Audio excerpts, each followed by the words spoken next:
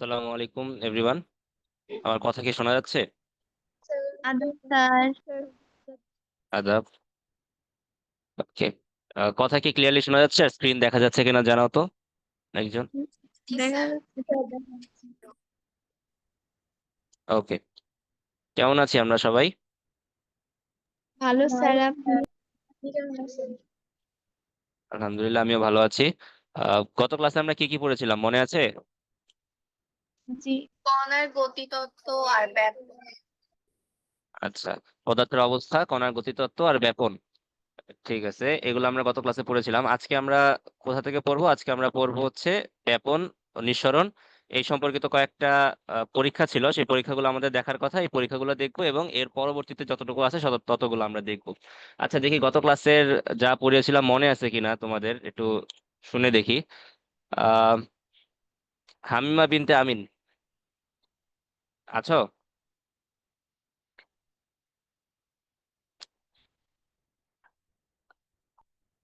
হামিমা বিনতে আমিন। আচ্ছা। গত ক্লাসে আমরা পড়েছিলাম যে ব্যাপন পড়েছিলাম, তাই না? ব্যাপন কাকে বলে বলো তো?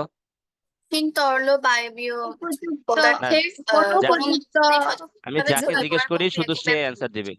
আমি নাম ধরে জিজ্ঞেস করব, সে অ্যান্সার দিবে। সবাই অ্যান্সার দেওয়ার দরকার নেই। আর যদি সে না পারে তাহলে অন্যরা হাত তুলবে, যে পারবে তাকে জিজ্ঞেস করব। ঠিক আছে, বোঝা গেছে কথা?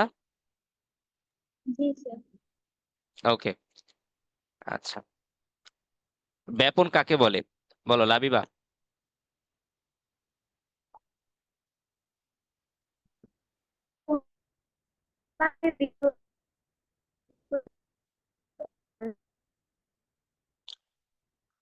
কথা আমি বুঝি নাই। কোনো মাধ্যমে কঠিন তরল বা বায়বীয় পদার্থে স্বতঃস্ফূর্তভাবে বা সমানভাবে ছড়িয়ে পড়ার যে প্রক্রিয়া তাকে ব্যাপন বলে। ওকে, ভেরি গুড, থ্যাংক ইউ। আচ্ছা, কণার গতিতত্ত্ব পড়েছিলাম আমরা, তাই না? কণার গতিতত্ত্বটা কে ব্যাখ্যা করতে পারবে?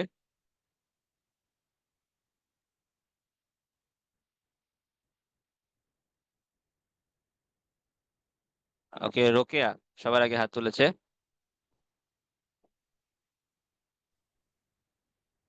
স্যার, আন্তঃকণ আকর্ষণ শক্তি ও কণার গতিশক্তি যে পদার্থের কঠিন তরল বায়বীয় অবস্থার মানে ব্যাখ্যা করা তত্ত্বকে কণার গতিতত্ত্ব বলে। আচ্ছা, কণার গতিতত্ত্ব যদি এটা হয়, কণার গতিতত্ত্ব অনুসারে কোন কণার, কোন ধরনের পদার্থের, মানে কি অবস্থার পদার্থের এই কণার গতিশক্তি সবচেয়ে বেশি থাকে? স্যার, বায়বীয় পদার্থ। বায়বীয় পদার্থের গতিশক্তি সবচেয়ে বেশি থাকে। আচ্ছা। আহ, তাহসিনা নিনা, নিহা, সরি, জি তুমি স্যার। বলো যে কণার বায়বীয় পদার্থের হচ্ছে সবচেয়ে বেশি থাকে আর সবচেয়ে কম থাকে কার? সবচেয়ে কম থাকে কঠিন পদার্থের। কঠিন পদার্থের। আচ্ছা, কঠিন পদার্থের এইটা যে তোমার আন্তঃআণবিক দূরত্ব, এটা কিরকম থাকে? কঠিন পদার্থের কণাগুলো খুব কাছাকাছি অবস্থান করে, যার কারণে তার আন্তঃআণবিক শক্তি বেশি থাকে এবং দূরত্ব কম থাকে আর কি। ভেরি গুড, আন্তঃআণবিক আকর্ষণ শক্তি অনেক বেশি থাকে এবং দূরত্ব খুবই কম থাকে। ওকে। আচ্ছা, এরপরে তরল পদার্থের ক্ষেত্রে শোভা, তরল পদার্থের কি কি আছে? আকার, আয়তন এবং ভর, এর মধ্যে কোনটা আছে কোনটা নেই?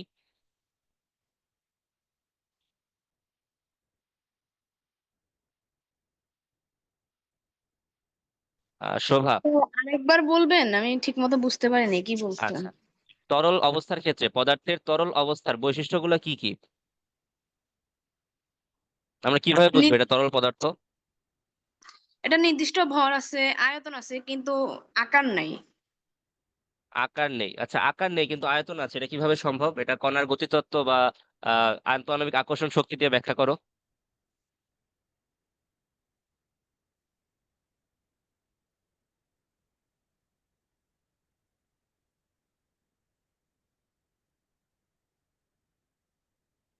প্রশ্ন বুঝতে পেরেছো আমার? জি। আচ্ছা, তাহলে তরল পদার্থের যে বৈশিষ্ট্য বললো যে আকার নেই কিন্তু আয়তন আছে, এটা কণার গতিতত্ত্ব কিংবা আন্তঃআণবিক আকর্ষণ শক্তিতে ব্যাখ্যা করো। আমি পারতেছি না। আচ্ছা, কে পারবে? ওকে, লাবিবা।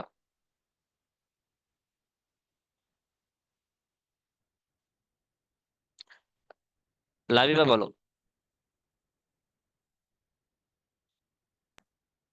তার তরল পদার্থকে যে রাখা হবে সে তরল পদার্থ সেই পাত্রে আকার ধারণ করবে। আর প্লাস তরল পদার্থে আন্তঃকণা আকর্ষণ শক্তি মানে কঠিন অবস্থার চেয়ে কম হয়। আর এর গতিতত্ত্ব ওই যে কঠিন পদার্থের চেয়ে উম, মানে বেশি থাকে আর কি।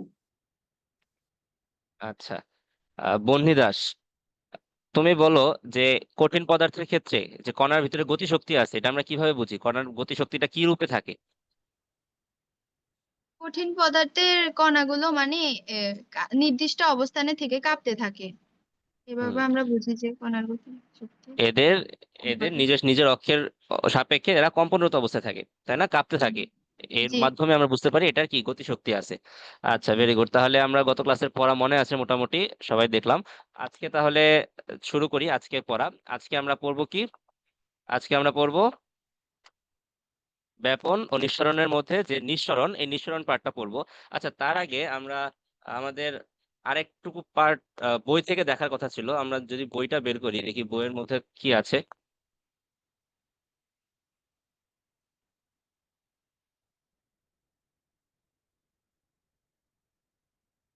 দেখো তো, বই কি দেখা যাচ্ছে স্ক্রিনে?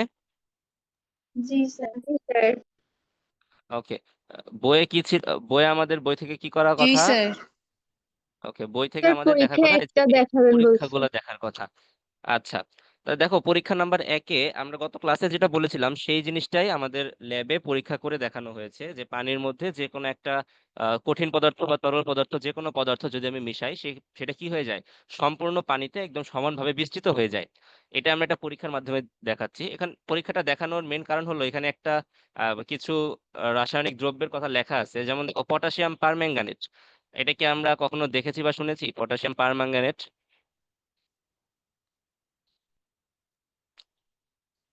এটার কথা আমরা স্যার এখনো শুনছিলাম পর্যন্ত but দেখি নাই। দেখি নাই, হয়তোবা স্যার শুনেছি বা অনেকে শুনি নাই। আচ্ছা, পটাশিয়াম পারম্যাঙ্গানেট এটা হচ্ছে কি একটা কঠিন পদার্থ। পটাশিয়াম পারম্যাঙ্গানেট, এটা সংকেত হচ্ছে KMnO4। কয়দিন পরে আমরা সংকেত, তারপরে কি ফর্মুলা, এগুলো লেখা শিখবো কিভাবে লিখতে হয়। KMnO4। KMnO4। কে তে হচ্ছে তোমার পটাশিয়াম, Mn হচ্ছে ম্যাঙ্গানিজ, ও হচ্ছে কি অক্সিজেন। একটা পটাশিয়াম, একটা ম্যাঙ্গানিজ এবং 4টা অক্সিজেন মিলে তৈরি হয় হচ্ছে তোমার পটাশিয়াম পারম্যাঙ্গানেট। এবং এটার বৈশিষ্ট্য কি? এটার বৈশিষ্ট্য হচ্ছে এটা গোলাপি রঙের। এটা বাইরে থেকে যদি আমি দেখি, এটার ভৌত বৈশিষ্ট্য হচ্ছে এটা একটা কঠিন পদার্থ এবং এটা গোলাপি বর্ণের। ঠিক আছে, এটা দেখতে গোলাপি কালার। তো এই গোলাপি বর্ণের কঠিন পটাশিয়াম পারম্যাঙ্গানেট, এটাকে যদি আমি কি করি, বিশুদ্ধ পানি, দেখো আমার একটা টেস্ট টিউবের মধ্যে বা একটা কাঁচের পাত্রে কি নিয়েছি, আমি বিশুদ্ধ পানি নিয়েছি। বিশুদ্ধ পানি নিলাম কেন? যাতে কোনো বর্ণ গন্ধ কোনো কিছু না থাকে। বিশুদ্ধ পানি সাধারণত আমরা ল্যাবে বিভিন্ন পদ্ধতিতে তৈরি করতে পারি। তো বিশুদ্ধ পানি নিলাম, এর মধ্যে কি দিলাম? এর মধ্যে সামান্য পরিমাণের গোলাপি বর্ণের কঠিন পটাশিয়াম পারম্যাঙ্গানেট। দেখো, একটা কঠিন বস্তু ছেড়েছি, এটা কঠিন অবস্থায় থাকা একটা বস্তু, সেটাকে আমি কি করলাম, পানিতে ছেড়ে দিলাম। এরপরে যদি আমি এটাকে না নড়াই, যদি কোনো রকম এটাতে আমি আলাদা করে এক্সটার্নাল স্টিমুলেশন না ক্রিয়েট করি, তারপরেও দেখা যাচ্ছে যে কিছুক্ষণ পর এই পটাশিয়াম পারম্যাঙ্গানেটের দানাগুলো দ্রবীভূত হয়ে গেছে। এটা দ্রবীভূত হয়ে পুরো দ্রবণটা, দেখো এই যে তোমার প্রথম পাত্রের মধ্যে কি হয়েছে, বিশুদ্ধ পানি ছিল, এর মধ্যে আমি KMnO4 দিলাম। এরপরে কিছুক্ষণ পরে কি হলো, সেটা আস্তে আস্তে দ্রবীভূত হওয়া শুরু করলো, পুরা পানিটা গোলাপি হতে থাকলো। এবং একটা পর্যায়ে গিয়ে দেখা যাবে যে যতটুকু পটাশিয়াম পারম্যাঙ্গানেট ছিল, এটা কিন্তু দেখো এখানে আর নাই। পুরোটুকু কি হয়ে গেছে, দ্রবীভূত হয়ে গেছে। এই যে তোমার পানির মধ্যে এই পটাশিয়াম পারম্যাঙ্গানেট, আমরা বাংলা যেটাকে মানে একদম সহজ ভাষায় যেটাকে বলি, গলে গেছে, তাই না? আর রসায়নের ভাষায় আমরা সেটাকে বলি কি, দ্রবীভূত হয়ে গেছে। দ্রবীভূত হয়ে সম্পূর্ণ পানির মধ্যে এটা ছড়িয়ে গিয়েছে। এখন যদি আমি এখান থেকে যে কোনো এই জায়গা থেকে যদি কিছু পরিমাণ কি নেই, তোমার এই দ্রবণ নেই, পানি এবং পটাশিয়াম পারম্যাঙ্গানেটের মিশ্রণটা যদি নেই, আবার একদম নিচে থেকে যদি কিছু পরিমাণ পটাশিয়াম পারম্যাঙ্গানেট এবং পানির মিশ্রণ নেই, দুটাতে দেখবো যে একই পরিমাণ কি আছে, পটাশিয়াম পারম্যাঙ্গানেট পাওয়া যাবে।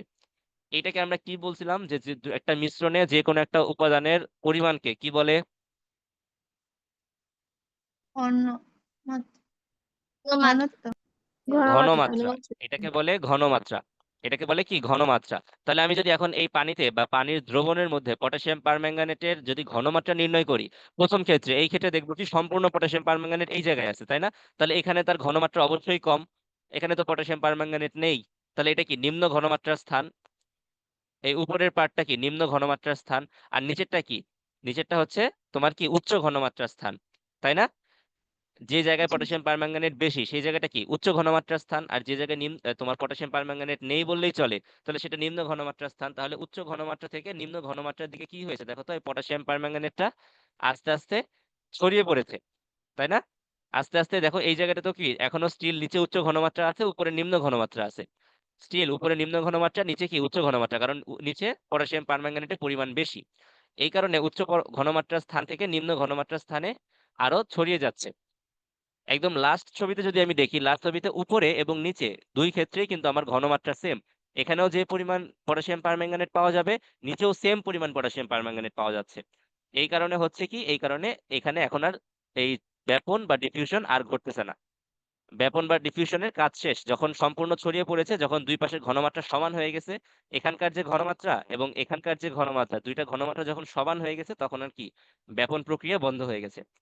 কারণ কি ব্যাপন প্রক্রিয়া আমরা কি করেছিলাম, ব্যাপন প্রক্রিয়া কি হয়, উচ্চ ঘনমাত্রার স্থান থেকে নিম্ন ঘনমাত্রার স্থানে পদার্থ ছড়িয়ে পড়ে এবং সমানভাবে ছড়িয়ে পড়ে। ঠিক আছে, এটা কি আমাদের ব্যাপনের সংজ্ঞার সাথে মিল মিল পাচ্ছি আমরা? জি ঠিক আছে, এটা হচ্ছে কি আমাদের প্র্যাকটিক্যাল, আমরা এটা এক্সপেরিমেন্ট করে দেখতে পারলাম যে কঠিন পদার্থ যদি আমি কি করি, তরল পদার্থের ভিতরে এরকম ভাবে ছেড়ে দেই, তরল পদার্থের মধ্যে কঠিন পদার্থটা সম্পূর্ণভাবে চারদিকে সমানভাবে ছড়িয়ে পড়ে। কতক্ষণ, যতক্ষণ পর্যন্ত একটা উচ্চ এবং নিম্ন ঘনমাত্রার পার্থক্য বজায় থাকবে। যখনই দেখা যাবে যে দুই ক্ষেত্রে ঘনমাত্রা সমান হয়ে গেছে, তখন আর কি হবে না, ব্যাপন প্রক্রিয়া আর কন্টিনিউ করবে না, ব্যাপন থেমে যাবে। ব্যাপন কতক্ষণ চলবে, যতক্ষণ পর্যন্ত এবং এই যে একটা ঘনমাত্রার পার্থক্য থাকবে, নিম্ন ঘনমাত্রা এবং উচ্চ ঘনমাত্রা একটা পার্থক্য থাকবে, ততক্ষণ পর্যন্ত ব্যাপন চলতে থাকবে। আচ্ছা, এখন এই ব্যাপনের উপর একটা তোমার তাপমাত্রার একটা প্রভাব আছে। ব্যাপনের সাথে তাপমাত্রার প্রভাব, ব্যাপন ও তাপমাত্রা এদের মধ্যে একটা সম্পর্ক আছে। আচ্ছা, দেখো এই সেম কাজটা নিচে লেখা আছে, দেখো সেম কাজটা যদি গরম পানিতে করা হয়, এই যে সেম আমি কি করলাম, পটাশিয়াম পারম্যাঙ্গানেট এটার ব্যাপনটা আমি দেখলাম, এটাকে যদি আমি এখন ঠান্ডা নর্মাল পানির পরিবর্তে যদি গরম পানিতে কাজটা করি, আমি যে পানি নিয়েছিলাম সেই পানিটা যদি আমি হালকা গরম পানি নেই, তাহলে সেক্ষেত্রে দেখা যাবে যে আগে যতক্ষণ টাইম লেগেছিল, এখন তার চাইতে খুবই কম সময়ে, অল্প সময়ে কি হয়ে যাবে, পুরাটা ছড়ে যাবে, সম্পূর্ণ পটাশিয়াম পারম্যাঙ্গানেট দ্রবীভূত হয়ে সম্পূর্ণ পানিতে ছড়িয়ে যাবে। কারণটা কি হতে পারে, দেখো এখানে কারণটা লেখা আছে যে পটাশিয়াম পারম্যাঙ্গানেটের ব্যাপনের হার ঠান্ডা পানির চাইতে গরম পানিতে দ্রুত ছড়িয়ে পড়ে সমগ্র পানিকে গোলাপি বর্ণে পরিণত করতেছে। কারণ কি, এই যে কারণ লেখা আছে দেখো, কারণ গরম পানি থেকে পটাশিয়াম পারম্যাঙ্গানেট কণাগুলো তাপ গ্রহণ করে। তাপ কি এক ধরনের শক্তি, তাপ হচ্ছে কি আমাদের এক ধরনের শক্তি। আমরা জানি কি ব্যাপন কেন হয়, ব্যাপন হয় তোমার যে কোনো পদার্থের ভিতরে তার গতিশক্তির কারণে। পদার্থের ভিতরে একটা গতিশক্তি আছে, পদার্থগুলো নিজেদের মধ্যে মুভ করতেছে, এই কারণেই তো এক জায়গা থেকে আরেক জায়গায় ছড়িয়ে পড়তে পারতেছে, তাই না? তাহলে ব্যাপনের মেইন রিজনটা কি ছিল, মেইন রিজন ছিল আমাদের গতিশক্তি। পদার্থের ভিতরে যে গতিশক্তিটা ছিল সেই গতিশক্তির কারণে আমার ব্যাপন হচ্ছিল। ব্যাপন হয় আমরা বলি ব্যাপিত হচ্ছিল, পটাশিয়াম পারম্যাঙ্গানেট ব্যাপিত হচ্ছিল। এখন যেহেতু পানিটা গরম, গরম পানির মধ্যে কি আছে, তাপ আছে, পানিতে আমি তাপ দিয়ে তো পানির তাপমাত্রা বৃদ্ধি করেছি, তাহলে পানিটা এখন তাপ শক্তি প্রাপ্ত হয়েছে। এখন সেই পানি থেকে পটাশিয়াম পারম্যাঙ্গানেট যখন আমি দিব, সেই পটাশিয়াম পারম্যাঙ্গানেট কি করবে, তাপ শক্তি গ্রহণ করবে। পটাশিয়াম পারম্যাঙ্গানেট সে যেহেতু ঠান্ডা, আমরা জানি কি তাপ সাধারণত গরম থেকে ঠান্ডার দিকে যায়। আমি একটা জিনিস গরম গরম বস্তু ধরলে আমি গরম অনুভব করি কেন, কারণ আমার হাতটা তাপ কম, আর যে জিনিসটা আমি গরম বস্তুটা ধরছি সেটা তাপ বেশি, সেখান থেকে আমার হাতে তাপ চলে আসছে, আমি বুঝতে পারছি যে জিনিসটা গরম।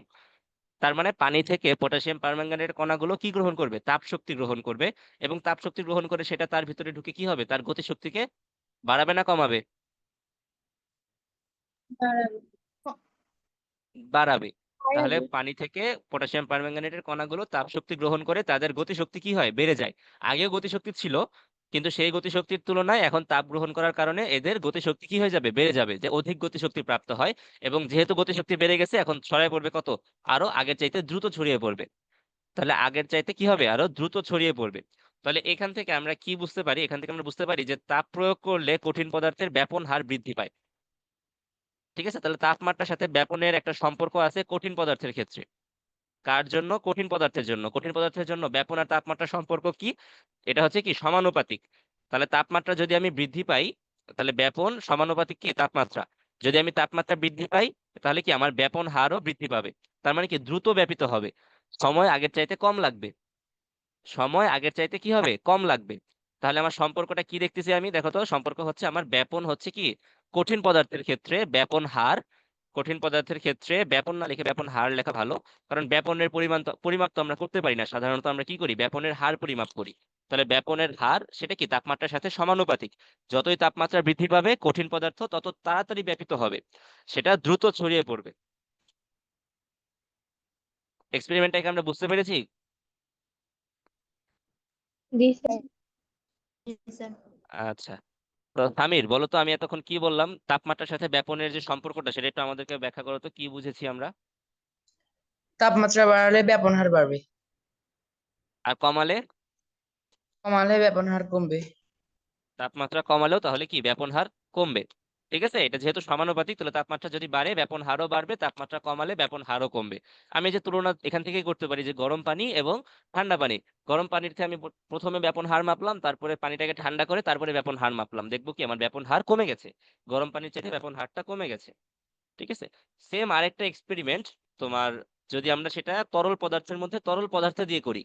এতক্ষণ আমরা কি করতেছিলাম, তরলের সাথে কঠিনের ব্যাপন দেখতেছিলাম, তাই না, কঠিন পদার্থের ব্যাপন দেখতেছিলাম। এখন তরল পদার্থের ব্যাপন, তরল পদার্থের ব্যাপন আমরা যে গত ক্লাসে যে উদাহরণটা দিয়েছিলাম, যে পানির মধ্যে আমি যদি একটু নীল মিশাই, তাই না, যে নীল মিশাই সেই নীলটা কি হবে সম্পূর্ণ পানিতে ছড়িয়ে যাবে। বইয়ের মধ্যে দেখো সেম সেম এক্সাম্পল দেওয়া আছে।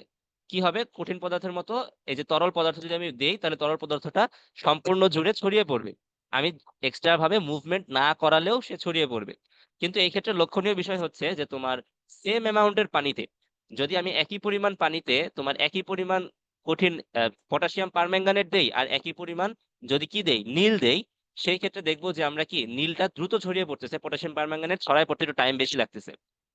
ঠিক আছে, পটাশিয়াম পারম্যাঙ্গানেট যেহেতু কঠিন পদার্থ, সেটা ফার্স্টে কঠিন পদার্থটা ভাঙবে, তারপরে সেটা দ্রবীভূত হবে, এরপরে আস্তে আস্তে ছড়িয়ে পড়বে, এটাতে সময় বেশি লাগতেছে।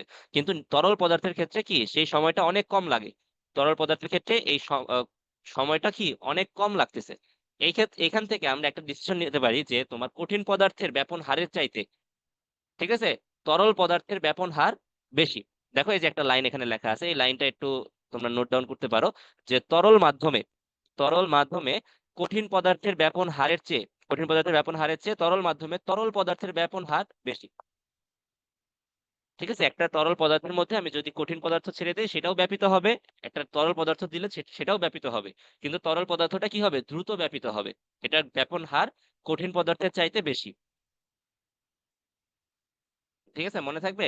তাহলে একটা একই সাথে যদি কঠিন পদার্থ থাকে এবং তরল পদার্থ থাকে, কোনটা আগে ব্যাপিত হবে, কোনটার ব্যাপন হার বেশি হবে, সেটা আমরা আলাদা কোনো হিসাব নিকাশ ছাড়াই যদি দেখি যে কোনোটা যদি তরল পদার্থ পাওয়া যায় তাহলে সেটার কি ব্যাপন হার বেশি। হ্যাঁ, সাদিয়া তানজিন। স্যার এই ব্যাপন কি কঠিন মাধ্যমে হতে পারে? হ্যাঁ, ব্যাপন কঠিন মাধ্যমেও হতে পারে, তবে সেটার উদাহরণটা একটু বিরল। কঠিন মাধ্যমেও হবে, কঠিন মাধ্যমে হবে না তা না, কিন্তু সেটা এত সচরাচর আমরা দেখতে পারি না। আচ্ছা, ব্যাপন হওয়ার সময় কি অভিকর্ষ ত্বরণটা কাজ করে না? মানে অভিকর্ষ ত্বরণ রিলেটেড সবগুলো নিচেই থাকবে, উপরে থাকবে হ্যাঁ, সব কণা। অভিকর্ষ ত্বরণ কাজ করে না তা না, অভিকর্ষ ত্বরণ অবশ্যই প্রত্যেকটা কণাকে নিচের দিকে টানতেছে, কিন্তু আমরা কি বলছি গতিশক্তি তো আছে, ভিতরে তো গতিশক্তি আছে, এই গতিশক্তিটা কি করতেছে অভিকর্ষ ত্বরণকে হার মানিয়ে দিচ্ছে, অভিকর্ষ ত্বরণ সম্পূর্ণ নিচের দিকে টানতে পারতেছে না, কিছু পরিমাণ কি ডানে বামেও চলে যাচ্ছে। ঠিক আছে, অভিকর্ষ ত্বরণ তো কি এটার তো এক ধরনের একটা বলে টানতেছে, আবার কি তোমার এই যে গতিশক্তিটা সেটাও কি একটা বল জেনারেট করতেছে। তো যেই তোমার কি বলে গতিশক্তিটা অভিকর্ষ ত্বরণকে হারাতে পারতেছে, সেটাই কি ডানে বামে চলে যাচ্ছে। বুঝতে পেরেছি? স্যার আচ্ছা, ওকে। তাহলে আমরা কি বলছিলাম যে তরল মাধ্যমে কঠিন পদার্থের চাইতে কি হবে তরল পদার্থের ব্যাপন হার বেশি হবে। আচ্ছা, যদি তাপমাত্রা আমি বৃদ্ধি বৃদ্ধি করি, তাহলে আরো বেশি হবে। হ্যাঁ, যদি আমি কি করি এই মধ্যে তাপমাত্রা যদি আরো বৃদ্ধি করি তাহলে সেই ক্ষেত্রে এই ব্যাপন হারটা আরো বেড়ে যাবে। ঠিক আছে, আরো দ্রুত ভাবে কি হয়ে যাবে ছড়িয়ে পড়বে।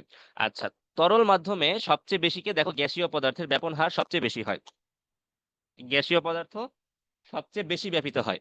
তাহলে আমরা ব্যাপন হারের একটা যদি সিরিয়াল বা ক্রম যদি আমাকে তৈরি করতে বলে, তাহলে আমি বলতে পারি যে তরল মাধ্যমে মাধ্যমটা হচ্ছে আমার কি তরল, তাহলে তরল মাধ্যমে সবচেয়ে কম ব্যাপিত হয় কে?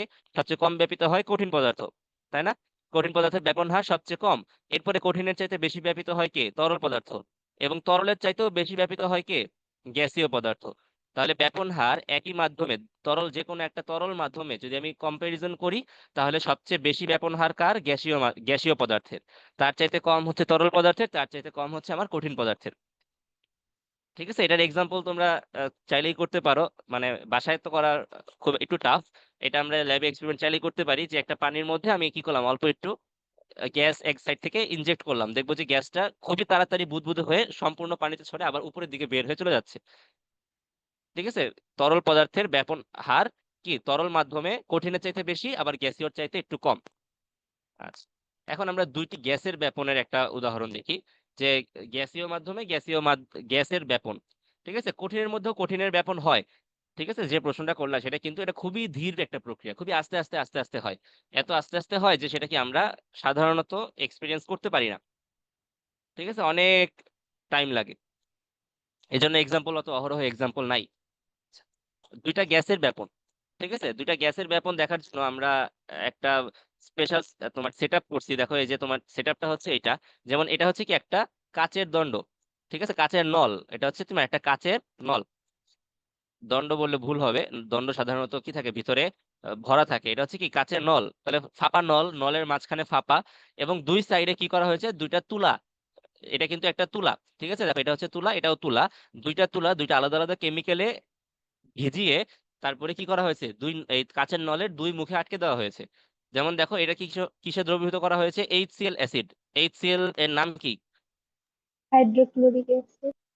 Chloric acid. Chloric acid. Hydrochloric acid. Okay, thank you. Hydrochloric acid. তাহলে হাইড্রোক্লোরিক অ্যাসিডে কিছু তুলা চুবিয়ে সেই ভেজা তুলাটা কি করা হয়েছে? এক সাইডে তোমার মুখে আটকে দেওয়া হয়েছে। এবং আরেকটা কি করা হয়েছে? দেখো তো, NH4OH, এটা কি? Ammonium hydroxide. এটা হচ্ছে অ্যামোনিয়াম হাইড্রোক্সাইড। তাহলে অ্যামোনিয়াম হাইড্রোক্সাইডের দ্রবণে ভেজানো তুলা আরেক সাইডে কি করা হয়েছে?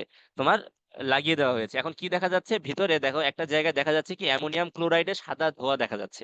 অ্যামোনিয়াম ক্লোরাইডের সাদা ধোঁয়া দেখা যাচ্ছে। এই সাদা ধোঁয়াটা দেখে আমরা বুঝতে পারি যে দুই পাশ থেকে ব্যাপিত হচ্ছে। এই অ্যামোনিয়াম ক্লোরাইড কিভাবে উৎপন্ন হলো? মাঝখানে অ্যামোনিয়াম ক্লোরাইড আসলো কোথা থেকে? আমরা যদি এই বিক্রিয়াটা দেখি, বিক্রিয়াটা তোমাদের এখানে মনে হয় দেওয়া নাই খুব সম্ভবত। তাহলে বিক্রিয়াটা হচ্ছে অনেকটা এরকম, যে HCl, এই HCl এর সাথে যদি আমি অ্যামোনিয়াম হাইড্রোক্সাইডের বিক্রিয়া ঘটাই, এরকম বিক্রিয়া আমরা করেছি না ক্লাস 7-8-এ? জি না। এই বিক্রিয়া বিক্রিয়া কি আমরা দেখেছি? জি না। আচ্ছা, দেখি না। আচ্ছা, আমরা এই পরের চ্যাপ্টার গুলোতে এরকম অনেক বিক্রিয়া দেখব। ঠিক আছে, তো বিক্রিয়াটা আসলে কি হচ্ছে এখানে? এই হাইড্রোক্লোরিক অ্যাসিড, এই হাইড্রোক্লোরিক অ্যাসিডের গ্যাস যেহেতু তুলার মধ্যে কি ভেজানো, এবং এটা কি হচ্ছে মানে তোমার প্রত্যেকটা মোমেন্টে এটা বাষ্পীভূত হচ্ছে, কিছু পরিমাণ কি গ্যাস এটা বাষ্পীভূত হচ্ছে। তো এই গ্যাসটা কি করছে? তোমার এদিক দিয়ে অবশ্যই ব্যাপিত হবে। গ্যাসটা কি হবে তোমার মাঝখানে? এখানে তো গ্যাসের পরিমাণ অনেক বেশি, এই তুলার মধ্যে কি হাইড্রোক্লোরিক অ্যাসিডের গ্যাস আছে। যেহেতু এটা তোমার হাইড্রোক্লোরিক অ্যাসিড আমি ভিজিয়ে নিয়ে এসেছি, তাহলে সেটা বাষ্পীভূত হয়ে এখানে গ্যাস উৎপন্ন করছে। আবার সেম ভাবে অ্যামোনিয়াম হাইড্রোক্সাইড এখানে আমি ভিজিয়ে নিয়ে এসেছি, এখানে কি হচ্ছে? অ্যামোনিয়াম হাইড্রোক্সাইডের গ্যাস উৎপন্ন করছে। তাহলে এই গ্যাসটার ঘনমাত্রা এই জায়গায় অনেক বেশি, কিন্তু এই মাঝখানে তো এই গ্যাসটা নাই, তাহলে মাঝখানে ঘনমাত্রা কম। আবার সেম ভাবে হাইড্রোক্লোরিক অ্যাসিডের ঘনমাত্রা এই তুলার এখানে বেশি, কিন্তু মাঝখানে কম। এই কারণে কি হবে? এটাও এদিকে ব্যাপিত হবে, এই গ্যাসটাও এদিকে সমানভাবে ব্যাপিত হবে। এখন যেটার ব্যাপন হার বেশি সেটা কি হয়ে যাবে? সেটা দ্রুত ব্যাপিত হয়ে যাবে। তাহলে দ্রুত যদি ব্যাপিত হতে পারে, দ্রুত ব্যাপিত হয়ে কি হয়ে যাবে? তোমার কাছাকাছি, মানে বেশি জায়গা অতিক্রম করবে। যে বেশি ব্যাপন ঘটতেছে সে কি করবে? বেশি জায়গা অতিক্রম করবে, তাই না? এটা যদি দ্রুত যেতে পারে, তাহলে সেম টাইমে মনে করো 2 সেকেন্ড সময় দেওয়া হলো দুইজনকেই, তাহলে যার স্পিড বেশি সে বেশি রাস্তা যাবে, সে মনে করো 10 মিটার চলে গেছে। আর যার স্পিড কম, যে আস্তে আস্তে দৌড়াতে পারে, যার হার কম, সে 2 সেকেন্ডে কি করলো? মনে করো 5 মিটার গেল। ঠিক আছে, এখানেও সেম ঘটনা ঘটতেছে, দুইটা আলাদা আলাদা গ্যাস এবং দুইটার ব্যাপন হার ভিন্ন। দুইটার ব্যাপন হার কি ভিন্ন? এই ব্যাপন হার ভিন্ন হওয়ার কারণে কি হচ্ছে? তোমার এই অ্যামোনিয়াম হাইড্রোক্সাইড এখান থেকে উৎপন্ন হওয়া তোমার অ্যামোনিয়া গ্যাস এবং HCl এর অ্যাসিড থেকে এখানে উৎপন্ন হওয়া হাইড্রোক্লোরিক অ্যাসিডের গ্যাস, HCl গ্যাস, তাহলে দুইটাই ব্যাপিত হচ্ছে, কিন্তু যেটার ব্যাপন হার বেশি সেটা বেশি দূরত্ব অতিক্রম করছে, এবং যেটার ব্যাপন হার কম সেটা কম দূরত্ব অতিক্রম করছে। এই পর্যন্ত কি কথা আমি বুঝতে পেরেছি? জি। জি। আচ্ছা, কি বললাম আরেকবার বলি, যে আমার দুই ক্ষেত্রে কি হচ্ছে, বাম পাশের এই তুলা থেকে হাইড্রোক্লোরিক অ্যাসিডের গ্যাস উৎপন্ন হচ্ছে, এবং ডান পাশে কি তোমার অ্যামোনিয়াম হাইড্রোক্সাইডের দ্রবণ থেকে ভিজানো তুলা থেকে অ্যামোনিয়া গ্যাস উৎপন্ন হচ্ছে। ঠিক আছে, অ্যামোনিয়ার সংকেত হচ্ছে NH3, ammonia gas. Ammonia gas উৎপন্ন হচ্ছে, তাহলে দুইটা গ্যাসই কি করতেছে, তোমার এই ফাঁকা নল দিয়ে তারা ব্যাপিত হচ্ছে, সেই গ্যাসীয় মাধ্যমে তারা কি হচ্ছে, ব্যাপিত হচ্ছে।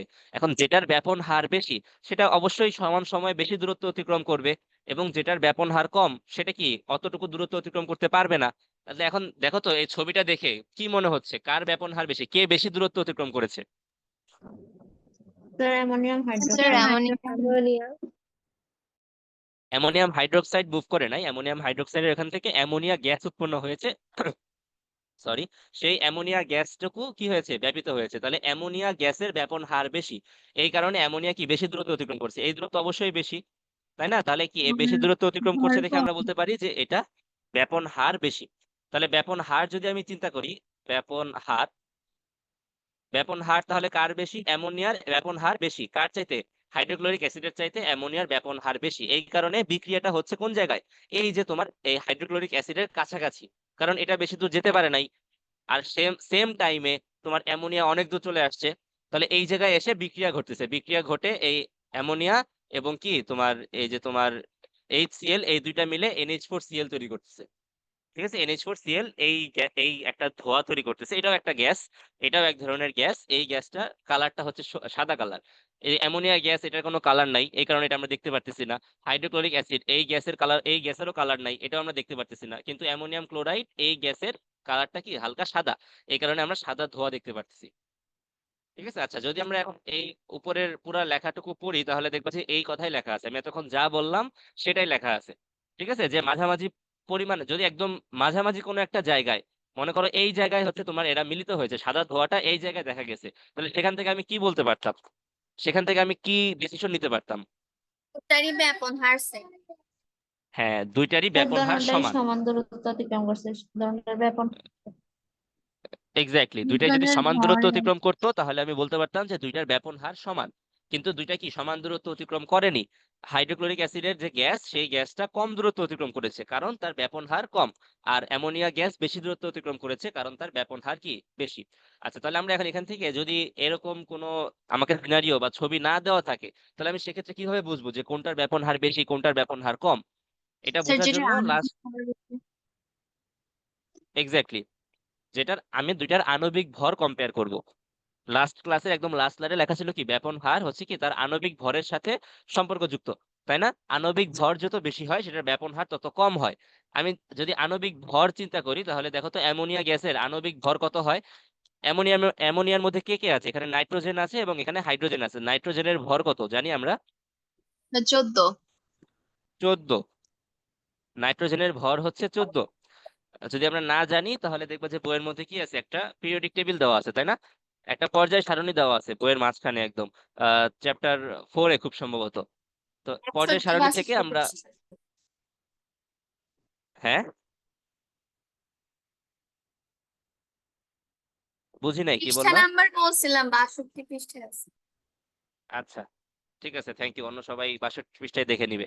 যে বইয়ের মধ্যে কি আছে, একটা পর্যায় সারণী দেওয়া আছে, পর্যায় সারণীতে প্রত্যেকটা তোমার মৌলের আণবিক ভর দেওয়া আছে, তাহলে সে পারমাণবিক ভর দেওয়া আছে, তাহলে পারমাণবিক ভর দেখে দেখে আমাকে যোগ করে করে আণবিক ভরটা বের করতে হয়। এই যে নাইট্রোজেনের পারমাণবিক ভর দেওয়া আছে দেখবা 14, আর হাইড্রোজেনের পারমাণবিক ভর আছে তোমার 1। তাহলে 3টা হাইড্রোজেন আছে, এখানে দেখো 3টা হাইড্রোজেন আছে, এখানে হয়তো বা দেখা যাচ্ছে না ঠিক মতো, এখানে 3টা হাইড্রোজেন আছে NH3, তাহলে 3টা হাইড্রোজেনের জন্য ভর হচ্ছে কত, 3 × 1 = 3, তাহলে টোটাল ভর হচ্ছে আমাদের 17 বা 17। আর হাইড্রোক্লোরিক অ্যাসিডের ক্ষেত্রে যদি আমি বের করি তাহলে হাইড্রোজেনের ভর তো 1, আর ক্লোরিনের ভর হচ্ছে 35.5, 35.5, 35.5, দুইটা যোগ করলে কত হয়, 36.5 বা 36.5। তাহলে কোনটার আণবিক ভর বেশি পাওয়া গেল? Hydrochloric acid. হাইড্রোক্লোরিক অ্যাসিডের। তাহলে হাইড্রোক্লোরিক অ্যাসিডের আণবিক ভর যেহেতু বেশি, তাহলে এটার ব্যাপন হার বেশি হবে না কম হবে? কম হবে। কম হবে।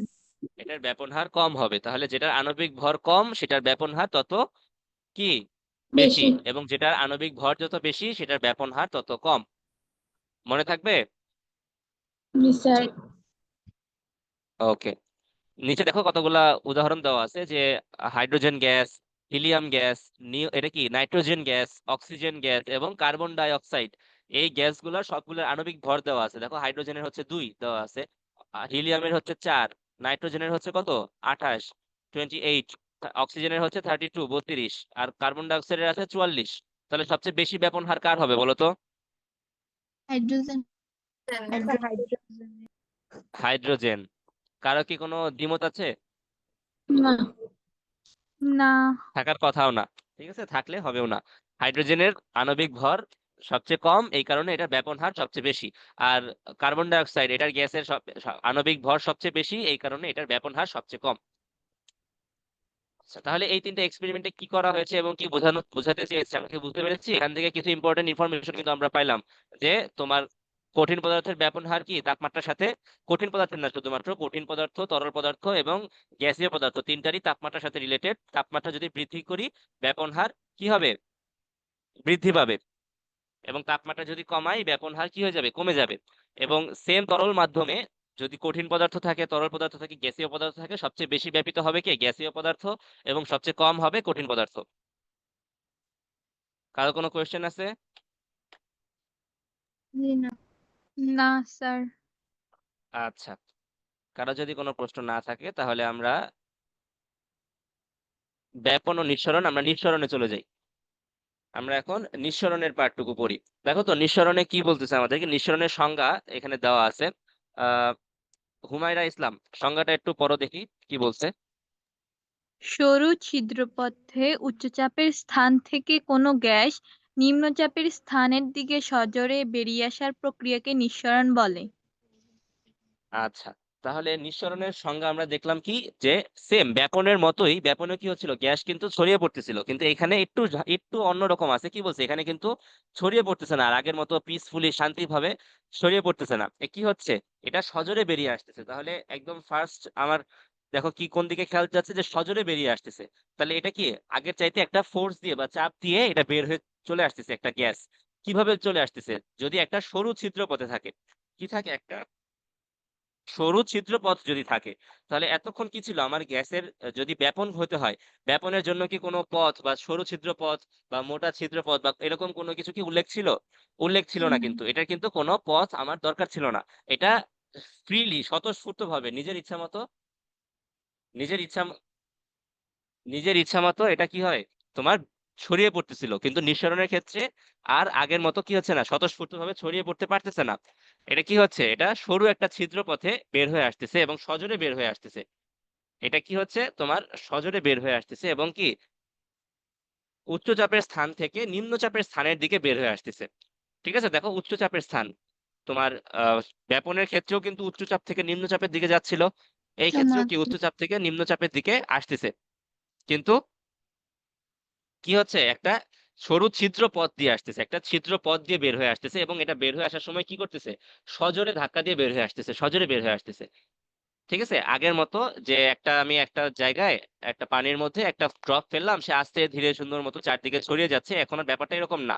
এখন আমাকে কি চিন্তা করতে হবে, একটা জায়গায় কি ছিল, একটা গ্যাস ট্র্যাপড অবস্থায় ছিল, সেই ট্র্যাপড অবস্থায় আমি কি করলাম, একটা ছোট্ট একটা ছিদ্র করে দিলাম, যে কোনো একটা সাইডে আমি একটা ছোট ছিদ্র করে দিলাম। এই ছিদ্র দিয়ে এখন গ্যাসটা খুবই জোরে ধাক্কা দিয়ে বের হয়ে আসবে। সম্পূর্ণ গ্যাস তো একটা পয়েন্ট দিয়ে বের হয়ে আসার চেষ্টা করবে। এই কারণে কি হবে, সেখানে গ্যাসগুলোর মধ্যে মারামারি, ধাক্কাধাক্কি বেড়ে যাবে।